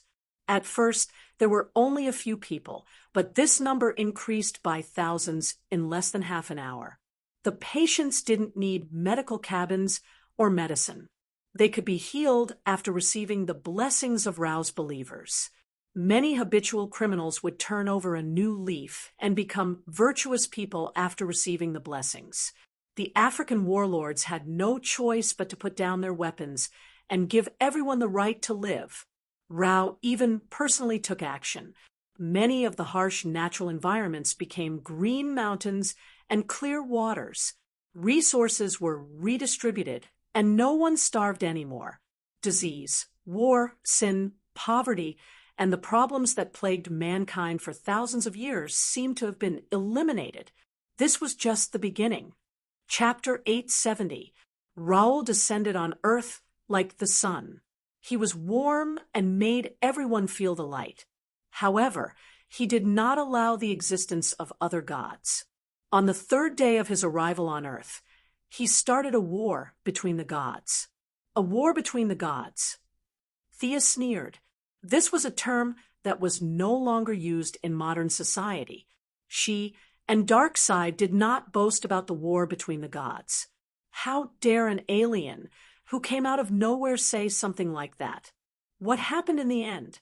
In the end, countless zealots came out of the spaceship. They attacked Atlantis without caring about the sacrifices. The Sea King walked out of another room, dejectedly. Mira, who was beside him, looked even worse. At the same time, Mira brought Thea a piece of bad news.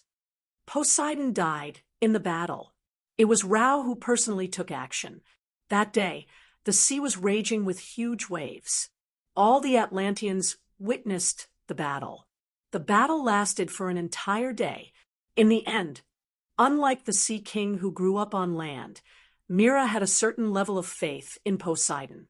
Now that her faith had been defeated, she did not know how to react. Poseidon died. Thea did not point out that Mira's word, died, was not accurate. It was difficult for gods to die completely. Even if they were chopped into 7 or 8 pieces, leaving only their heart and head, they could regain consciousness after a few decades of worship. However, it would take a long time before they could return to the world. At first, Thea thought that Raoul was a liar. However, the fact that he was able to kill Poseidon moved her. Poseidon's strength was not to be underestimated. Even if the god of death had absorbed much of his origin, he still had the strength of a first-tier god with the help of the sea. She thought that if she were to fight him, it would take her a few hours to win. However, it would be much more difficult to kill him. If a veteran god wanted to escape, he would have many tricks up his sleeve. Moreover, it was in the sea. Thea could not figure out why Poseidon did not retreat. She asked a few questions. Mira was too far away to see what Raoul had done. Seeing that there were too few clues, she did not care much about Poseidon. What about Diana? Did she join the War of Atlantis? I'm not sure. She was thrown into a strange tunnel by Raoul, and we didn't see her after that. She wasn't there, and you weren't there either. Superman helped Raoul like a madman, and that's our current situation. Batman even showed her the scene at that time. Diana wasn't the only one who was sucked into a spiral tunnel. The Flashberry and Ayres West were also sucked in. Thea frowned as she watched. Ayres was really a fierce fighter. How did a normal person like her get involved? However, Diana was not in danger, which made her feel much more relaxed. This tunnel looked strange, but it was undoubtedly a time tunnel. Search. After instructing his lackeys on the timeline to search, the 2 speedsters of the rapid ballistic path spread out a large net. With the help of the Master of Time, it wasn't difficult to find them. After all, they weren't Batman, who was randomly teleported. Thea heaved a sigh of relief. This combination of Jars and Galileo had caught her off guard. Jars had been reborn 3 times. Then what about Galileo? Was he new here, or had he transmigrated 3 or 2 times? No one knew. All right, I've got the gist of it. So what's the problem now? She was a little impatient. She wanted to quickly solve this mess.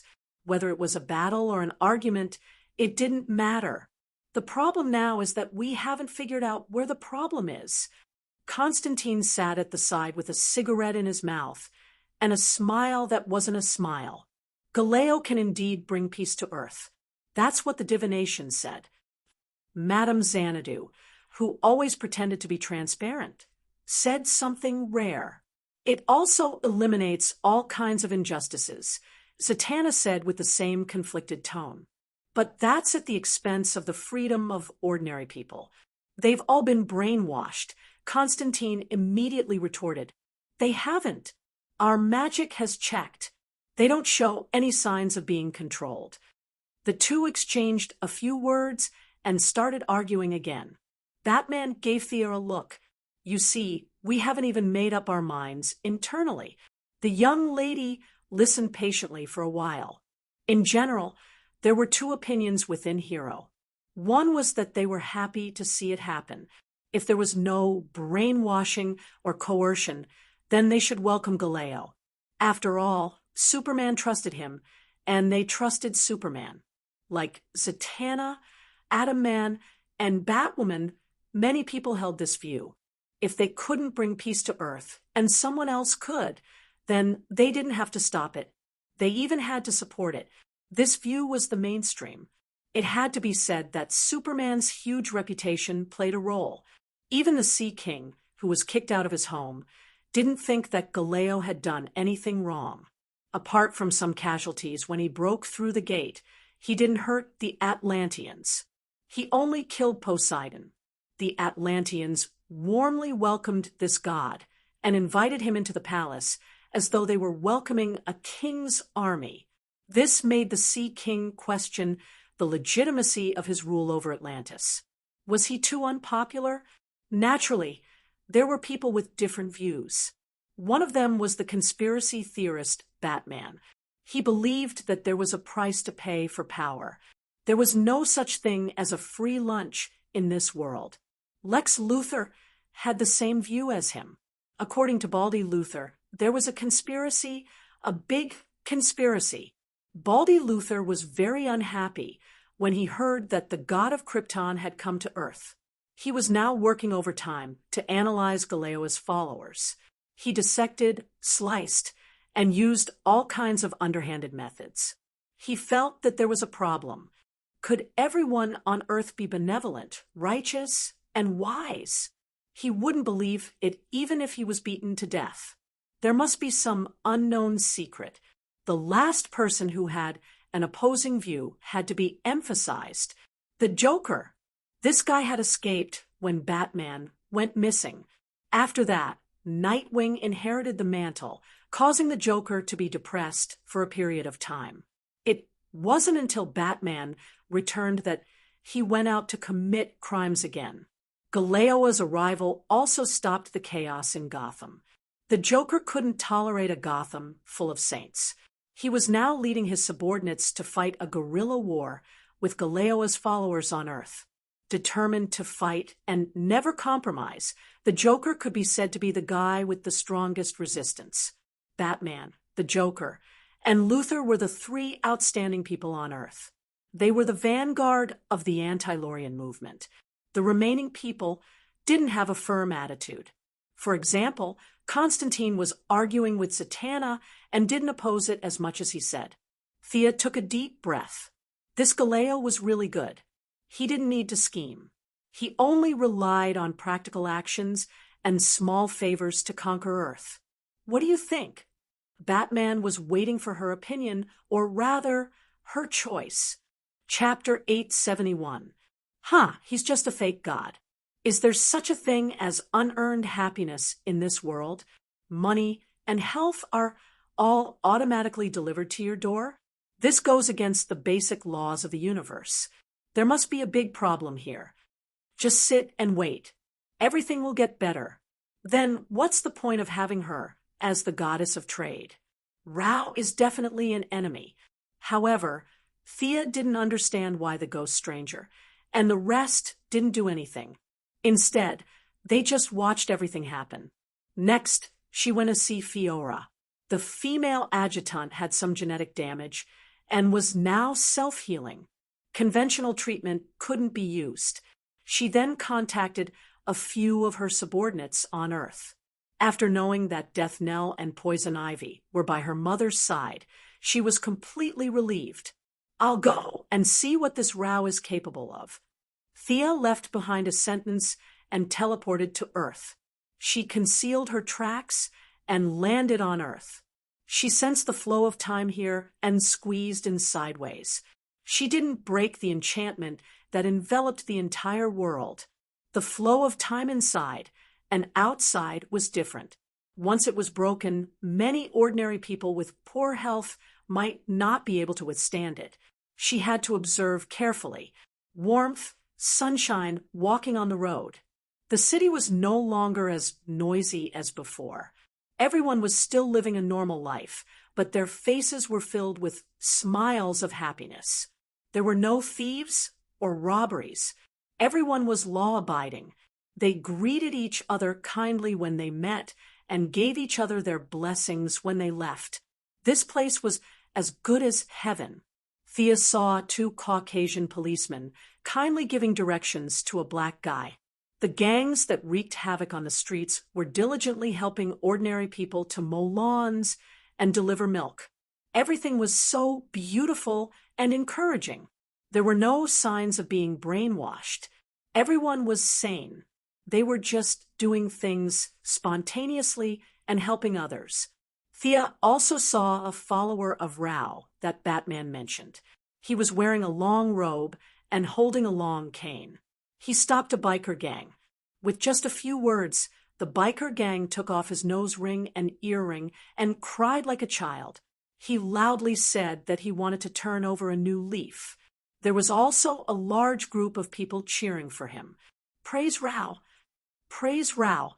Cheers could be heard from time to time. Everyone thanked Rao from the bottom of their hearts. No one realized that their outburst of emotions was a little abrupt. It was as if praising this god was a matter of course, as smooth as breathing and drinking water. This place was even more heavenly than heaven. It was King fake. Thea glanced sideways from time to time. How could an earthling do something like this? It was so fake that it was disgusting. It was not difficult to find Rael. He did not hide at all. Instead, he stayed in the metropolis and waited for her arrival. Silver white soft armor, red cloak, tall and straight figure. When Thea saw him, this fellow opened his arms and floated in the air like a martyr, his body flashing with countless golden lights. Rao's face was still young, with a square face and big ears. He looked very dignified, but his silver white hair added a unique wisdom to him. Coupled with his eyes that seemed to be able to see through the world, an indescribable holiness arose spontaneously, as if he was born to be a ruler. He had to admit that it looked really good. It would be even better if the building under his feet wasn't the Quinn building. Thea was speechless. This guy must have seen her before. He was floating at the top of Quinn's building. He definitely didn't pick her randomly. "You're Rao? You don't look like much." Thea floated in the air and looked at him at the same level. At the same time, she carefully observed the fluctuations of his divine power. She thought that he was a powerful Kryptonian, just like Shar. It was not incredible for a powerful alien to kill a god. Bao Lang had done it before. But she didn't expect that this guy was really a god, and a god of faith that had long been thrown into the dustbin of history. This was a very rare thing. It was easy for a god of faith to become a god, but they also died quickly. 95% of the gods who died today were gods of faith. They were weak, had no endurance, and lacked combat power. They listened to the complaints of their believers every day. Most of them were mentally ill or had a great change in temperament. If they had lost their sense of self, how could they talk about becoming a god? In short, this path was very narrow. Like Apollo, Ares, and the others were gods of faith. Apollo had the support of the sun and could hold on for a long time, but Ares, Thea felt that after Rao eliminated the global war, Ares would die directly. Logically speaking, Rao also walked the path of a god of faith. Him coming to Thea to provoke her was almost the same as sending himself to death. But this guy was very strong, and his strong faith had pushed his divine power to a very high point. In Thea's view, this guy was almost the same as God's father. Rao also glanced at her. He was indifferent and didn't speak. He didn't speak, but many ordinary people below began to clamor. "Come down! Don't blaspheme the true God! Get out of the United States, woman of the Quinn family! Oh my God! What is she doing? Rao, please don't be angry." Thea turned a deaf ear. Her attention was on Rao. "Good job brainwashing, but this is your way? What's the use of a group of ordinary people to smear me? I don't care at all." She wasn't a traditional superhero. If everyone objected, would she be so upset that she couldn't eat? If there were people who weren't afraid of death and wanted to test the speed of Death Knell's knife, she didn't mind sending people to kill 10 or 20 of them as a deterrent. She had been in the soul business for more than half a year. Ordinary people were scolding her, and they wanted her to take it lying down. Sorry, she didn't have that kind of self-restraint. Moira and Malcolm's blood was naturally not holy.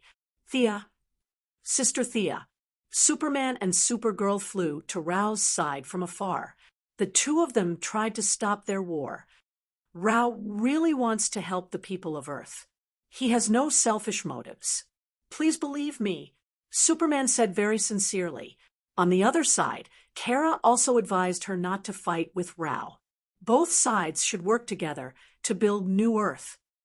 New Earth? Are you sure it will still be Earth after the construction and not Krypton? Superman, have you forgotten about Shar? Have you forgotten about Zod? They are in cahoots. Do you still remember? According to Shar, we have stopped them twice. This is the third time. Don't you think there's something wrong with this? How can you believe him so easily? The two of them blocked the path. Thea watched for a long time, but she didn't find any abnormalities with Superman and Supergirl. There was no mind control, no magic, no psionic power, not even any black technology. With her knowledge, she couldn't see any problems. She also didn't see any race or individual in the universe that had the ability to change one's will. Chapter 872. We are not being forced. Rao is a true god. He is selfless, Kara explained anxiously. On the other side, Superman was in a trance. All his memories were still there. He remembered what happened today, yesterday, and even many years ago. He remembered flying back to Earth and having a long talk with Rao. After that, he had done many good things for him. The joy that came from the bottom of his heart was still lingering in his mind. Thea looked at Superman's eyes, which changed from confusion to determination, for about 2 seconds. She judged that they must have been tricked. Among the 3 Kryptonians, Kara had the weakest willpower and could not resist Rao's bewitchment. Fiora was the strongest. After all, she had been wearing the yellow lamp for so many years. Fear had a high resistance to mind control. Superman was in between the two. Perhaps his subconscious had noticed something wrong, but it was suppressed by the surface consciousness. Follow me. There must be something wrong with your bodies. I need high-tech equipment to assist in the examination. Thea was ready to take the two of them away, but she also knew that it would not be so easy unless Rao pretended to be a fraud or a fool. Sure enough, Rao was still elegant, but his words were a bit harsh. Evil woman, don't try to bewitch my believers. Do you want to try the fire of justice in this world? Leave now. Rao first put a big label on her, then put himself on the moral high ground to reprimand her. The ordinary people below began to shout crazily as if they had taken an aphrodisiac. Go away, witch. You are not welcome here. We stand firmly together. We are not afraid of your magic. Ha ha, I'm dying of laughter. Thea was very annoyed by these people. She forced herself to control her temper. She knew that she must not fall into their trap. However, it was not her style to be scolded and not fight back. She had always been the one taking advantage of others. No one had ever taken advantage of her. Her cold gaze swept across the people below. Everyone felt that she was looking at them. Their hearts turned cold. Their voices instantly fell until there was no more noise. Magic. Do you really want to see what magic is? I hope you won't regret it. The surging mana became as black as ink under the influence of divine power. Countless black smoke gathered from all directions. The ordinary people all looked at the sky in horror. The originally sunny afternoon seemed to be covered by a thin layer of gauze. The veil grew thicker and thicker until it covered the entire sky. The clouds became thicker and thicker, as if they were condensing some kind of monster. Unlike the Black Death Emperor's peaceful death, her path was to peek at death from life and return to life from death. She was still very far away from this realm, but at this moment, there was already a trace of an embryonic form. The black clouds seemed to have a unique rhythm. As the clouds moved, It was as if they were breathing. There was even a faint, singing voice in the wind. The more one listened to it, the colder they felt. Such a strange phenomenon made many ordinary people realize that something was wrong, and they all ran back home. Those who ran away were naturally looked down upon by the remaining members. They were said to have weak beliefs. They continued to shout at the sky, saying things like, "Kill me if you can, we're not afraid of you." "Thea, don't." Superman's memory was not damaged. He thought that Thea was going to kill him, so he rushed over and tried to stop her. "I'm just giving them something to do." She grabbed Superman with one hand and used her psychic power to check his body. She still did not find any abnormalities. With this delay, the effect of the magic was not maximized, but it was enough for ordinary people to suffer. The sun was blocked, and darkness began to fall. Black snowflakes slowly fell from the sky. Of course, there were impurities in the air, but more of it was the haze in her heart. She could use this opportunity to release all of it. Thea was not afraid that these negative emotions would affect ordinary people, because Raoul, who was so bright, would find a way to purify them. Raoul frowned, but he did not hesitate to fly to the highest altitude and began to disperse the black clouds. Unfortunately, he underestimated these negative emotions. Emotions that were connected to death were not so easy to purify. He was like a super big light bulb, shining for a long time, but only illuminating a block under his feet. "Kara, come with me. Clark, you come too. Trust me, we've known each other for so many years. I won't harm you." Although Supergirl was unwilling, she still followed her old habits and prepared to be checked. Superman hesitated for a moment, but also agreed to this plan. "No, do you still remember those people you helped? Do you still remember those happy faces? Aren't we a family? Help me, help me. Isn't this your wish all along? Children, don't leave me." Rao was like a loving father who had been abandoned by his children. His eyes were filled with emotion as he looked at Superman and Supergirl. At this time, Thea felt that Raoul was simply disgusting. This guy was sincere, and she could see that his words were from the bottom of his heart.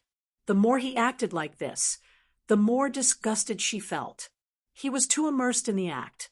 Did he really think that he was the god of light? Think of Louise. Think of Lena. They're all waiting for you far away. At least check. If there's no problem, you can come back. Thea really wanted to take this Raoul to another planet and beat him up.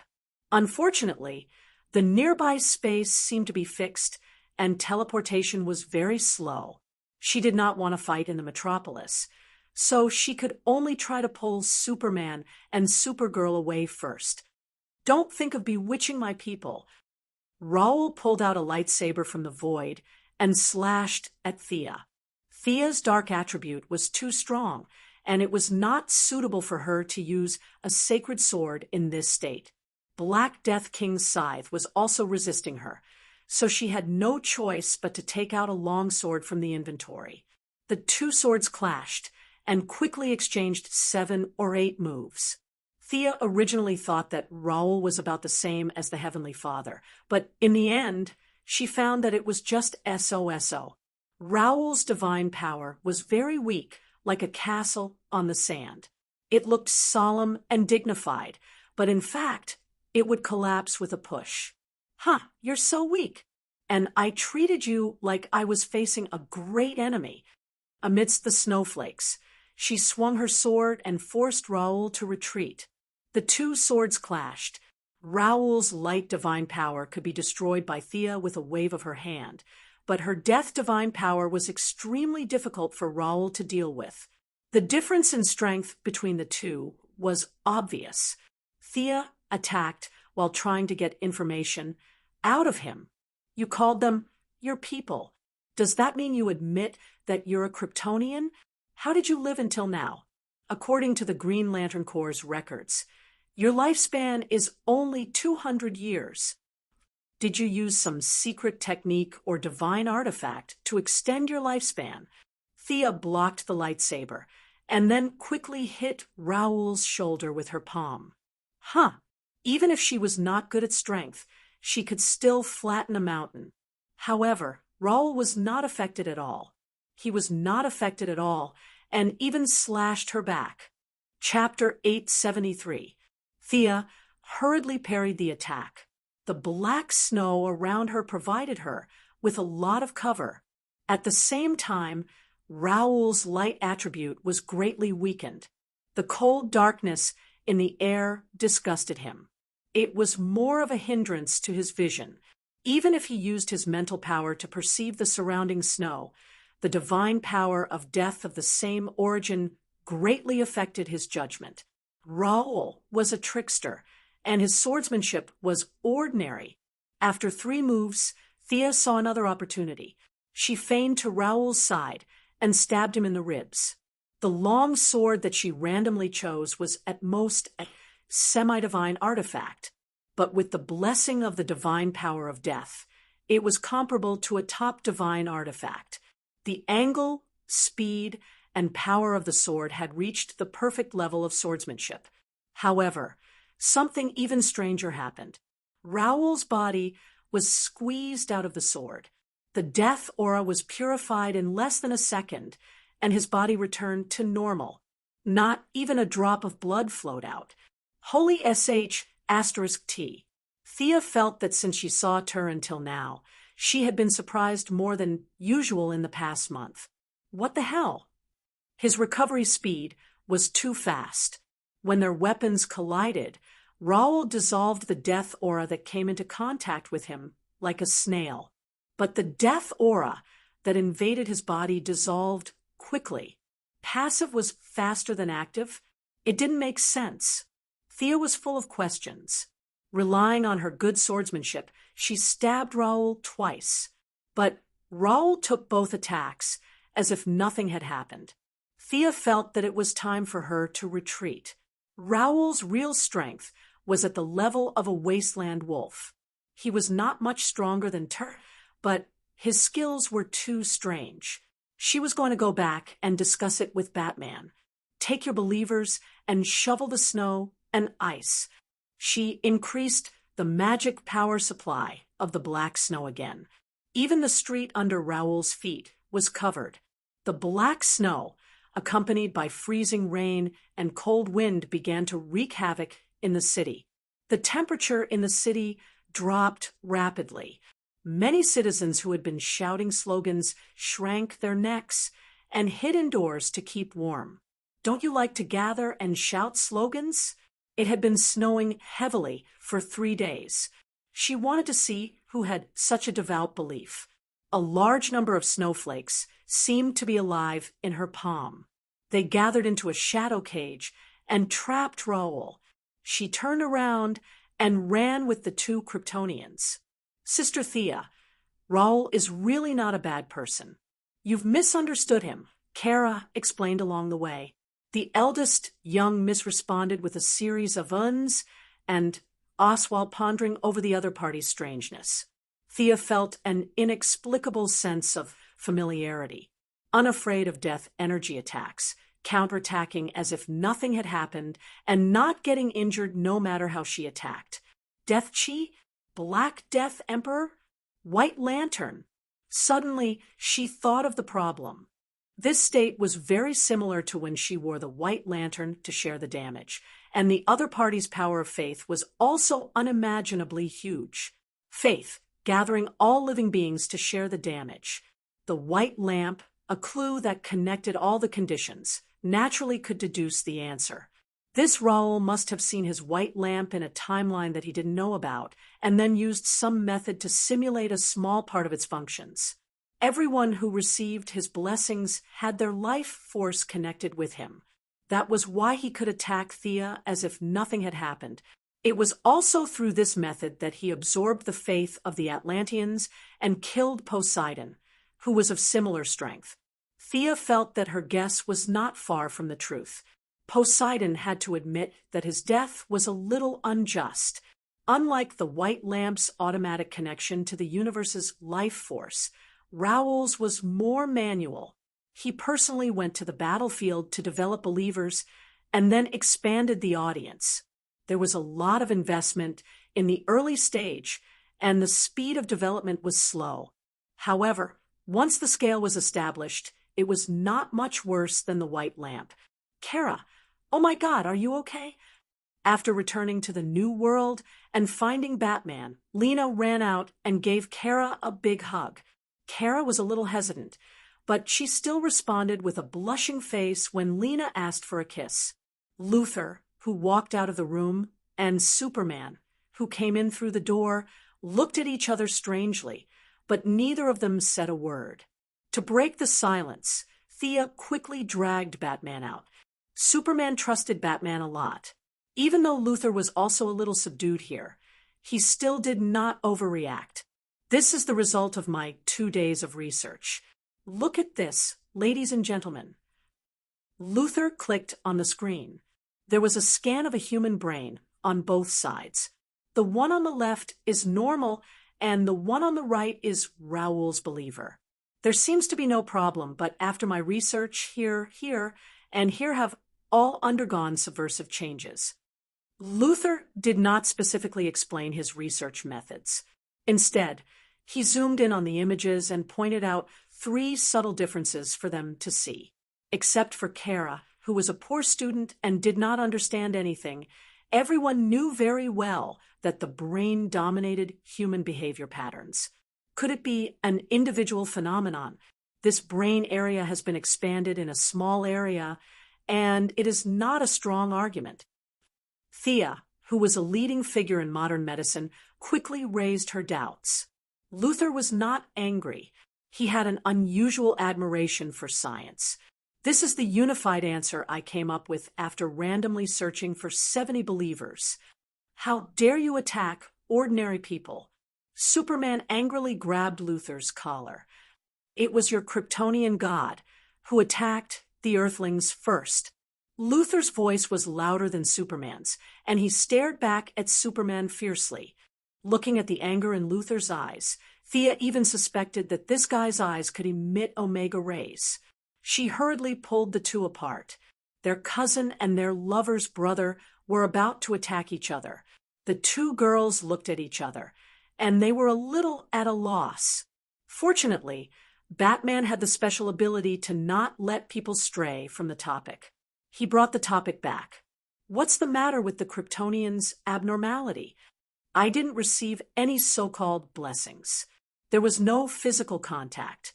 Our cell density is dozens of times higher than that of the Earthlings, so this can't happen to us. Even though Superman hated Luthor, he did not think that Luthor was lying. Raoul had indeed done something to ordinary people. Genes. Your genes contain the message of loyalty to Raoul. Normally, if you see Raoul, you will automatically believe him. This message is deeply engraved in your genes. As an expert on Kryptonians, Luthor gave the answer without thinking. However, the answer made Superman and Supergirl a little confused. Was he really wrong? Superman had realized that something was wrong with him before, and he was mentally prepared. Now, he just gritted his teeth and pondered. On the other hand, Supergirl Kara was very sad. This was worse than being controlled. They had consciousness and memory. They were willing to introduce Raoul to the Earthlings. It was all over. The good reputation that they had painstakingly accumulated was ruined. Ordinary people would never trust them in the future. Chapter 874. Kara, who had been helping others and was proud of it, suddenly felt dizzy. She was so annoyed that she wanted to bang her head against the wall when she thought about how she would be scolded in the future. However, she still worshipped Rao. She was both regretful and happy at the same time. She felt that she had become 2 different people. Thea saw that something was wrong with her and quickly knocked Kara out. Kara's kindness is being used. Take her to rest. We will take care of things here. Thea handed Kara to Lena. It was good to have someone to accompany her at this time. It was not difficult to guess what Supergirl was thinking. She was annoyed and depressed. She had worked hard for 30 years, and now she was back to square one. There was no praise or support, and now she had to bear the blame. This was a test for the little girl. However, Thea believed that Kara would be able to get out of this predicament. Kryptonians had a tough heart. Superman, who was beside her, was very calm. This guy had gone through too many ups and downs. He was worshipped by thousands of people, then misunderstood and controlled. He got back on his feet and earned his reputation again. He was misunderstood and controlled again. He had lost count of how many times this had happened. Although they had found the problem, it was still troublesome to solve it. The Kryptonian genes were very strong, which was a good thing in normal times. However, it was not so good now. Even if Thea had all the records of the Kryptonian genes with Luthor's research, they would still have a way to modify the Kryptonian genes. Who knew what would happen if they removed part of the genetic information? As long as we don't face Rao, we will be fine. We can put it aside temporarily. What about the ordinary people? Superman asked worriedly. As long as we kill Rao, we can free everyone. He is the source of everyone's information. Before Luthor could finish, Thea interrupted him. No, it's impossible. He is now connected to everyone's life. Let's not talk about whether we can kill him. Once Rao dies, everyone who is connected to him will die too. Is there a distance limit? What if the battlefield is on another planet? Will the connection be canceled if the main body loses consciousness? Will the kryptonite work? What about the red sun radiation? Will it work if we make the ordinary people unconscious? Batman asked a lot of questions. Thea had thought about some of them, but she had not. Not only her, but Luthor, Superman, and Batman, who had raised the question, were also deep in thought. Even if there is a distance limit, he is a god, and the area he connects to is very large. Raoul is the center, and his spaceship is the node.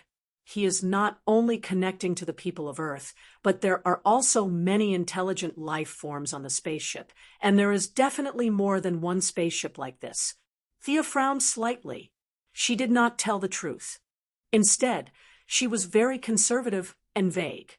On the way back, she had already sent the Yellow Lantern, Green Lantern bug tribe to scout the entire universe. The result was horrifying. There were at least 3,000 Kryptonian spaceships, similar to the one Raoul had landed on Earth. These spaceships were distributed in sectors 2813, 2814, and 3125. Earth was not Raoul's first stop. From the numbers gathered by his subordinates, it could be seen that he had already controlled at least 100 planets. Some planets were 10 times or even 100 times larger than Earth, and there were tens of billions of intelligent life forms on them. There was no way to calculate the exact number of people under their control, but Kerrigan had reported to her that there were 1 trillion intelligent beings. No matter how fierce the attack was, when it was divided among 1 trillion people, there was not much left. The Black Death Emperor had a lot to say about this.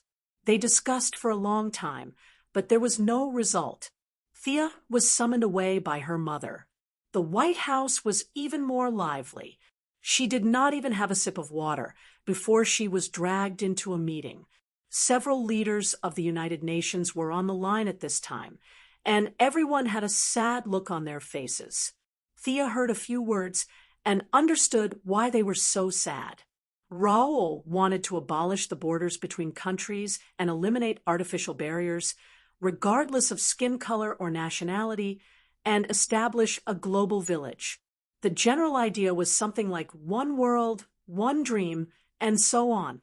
In terms of humanities, theory, social development, and resource allocation, this was definitely a good thing. However, from a political point of view, it was absolutely terrible. a group of old politicians tore off their disguises, and at this time, all of them were cursing with righteous indignation. Of course, they would not say that they were reluctant to give up their power. They talked about values, democracy, and freedom, social justice, and legal construction, and a lot of other things. In short, Raoul was definitely done for. They were not greedy for power, but from a fair point of view, they were boycotting him. Moira saw her come in and left the vice president to accompany a group of people. She wanted to discuss the next step with her daughter. If they really could not deal with it, then they could only run away. How is it? There were too many people around, so she asked very implicitly. Very bad, but it is not to the point of no return. Thea thought about it and still sent a message to her mother. The enemy was very difficult to deal with, but it was not to the point of giving up everything. Thea was now very helpless. Eliminating war, eliminating poverty, and uniting all intelligent life. Everything Raoul did was very correct from the macroscopic point of view of the universe. On this point, the will of the world was on his side. This was also the main reason why the ghost stranger did not do anything and just watched all of this happen, excluding some of the other parties' provocative actions. To be fair, Raoul did everything from the bottom of his heart. He was indeed a kind God. Compared to him, Thea was as black as coal. The mother and daughter briefly exchanged information. Not bad. Raoul's methods were very gentle and did not escalate to the point of confrontation. However, a large number of soldiers ran away to worship Raoul, causing the power in the hands of the politicians to shrink rapidly. Maybe in 7 days, maybe in 10 days, their subordinates would all run to Raoul's camp. At that time, they would be worse than ordinary people.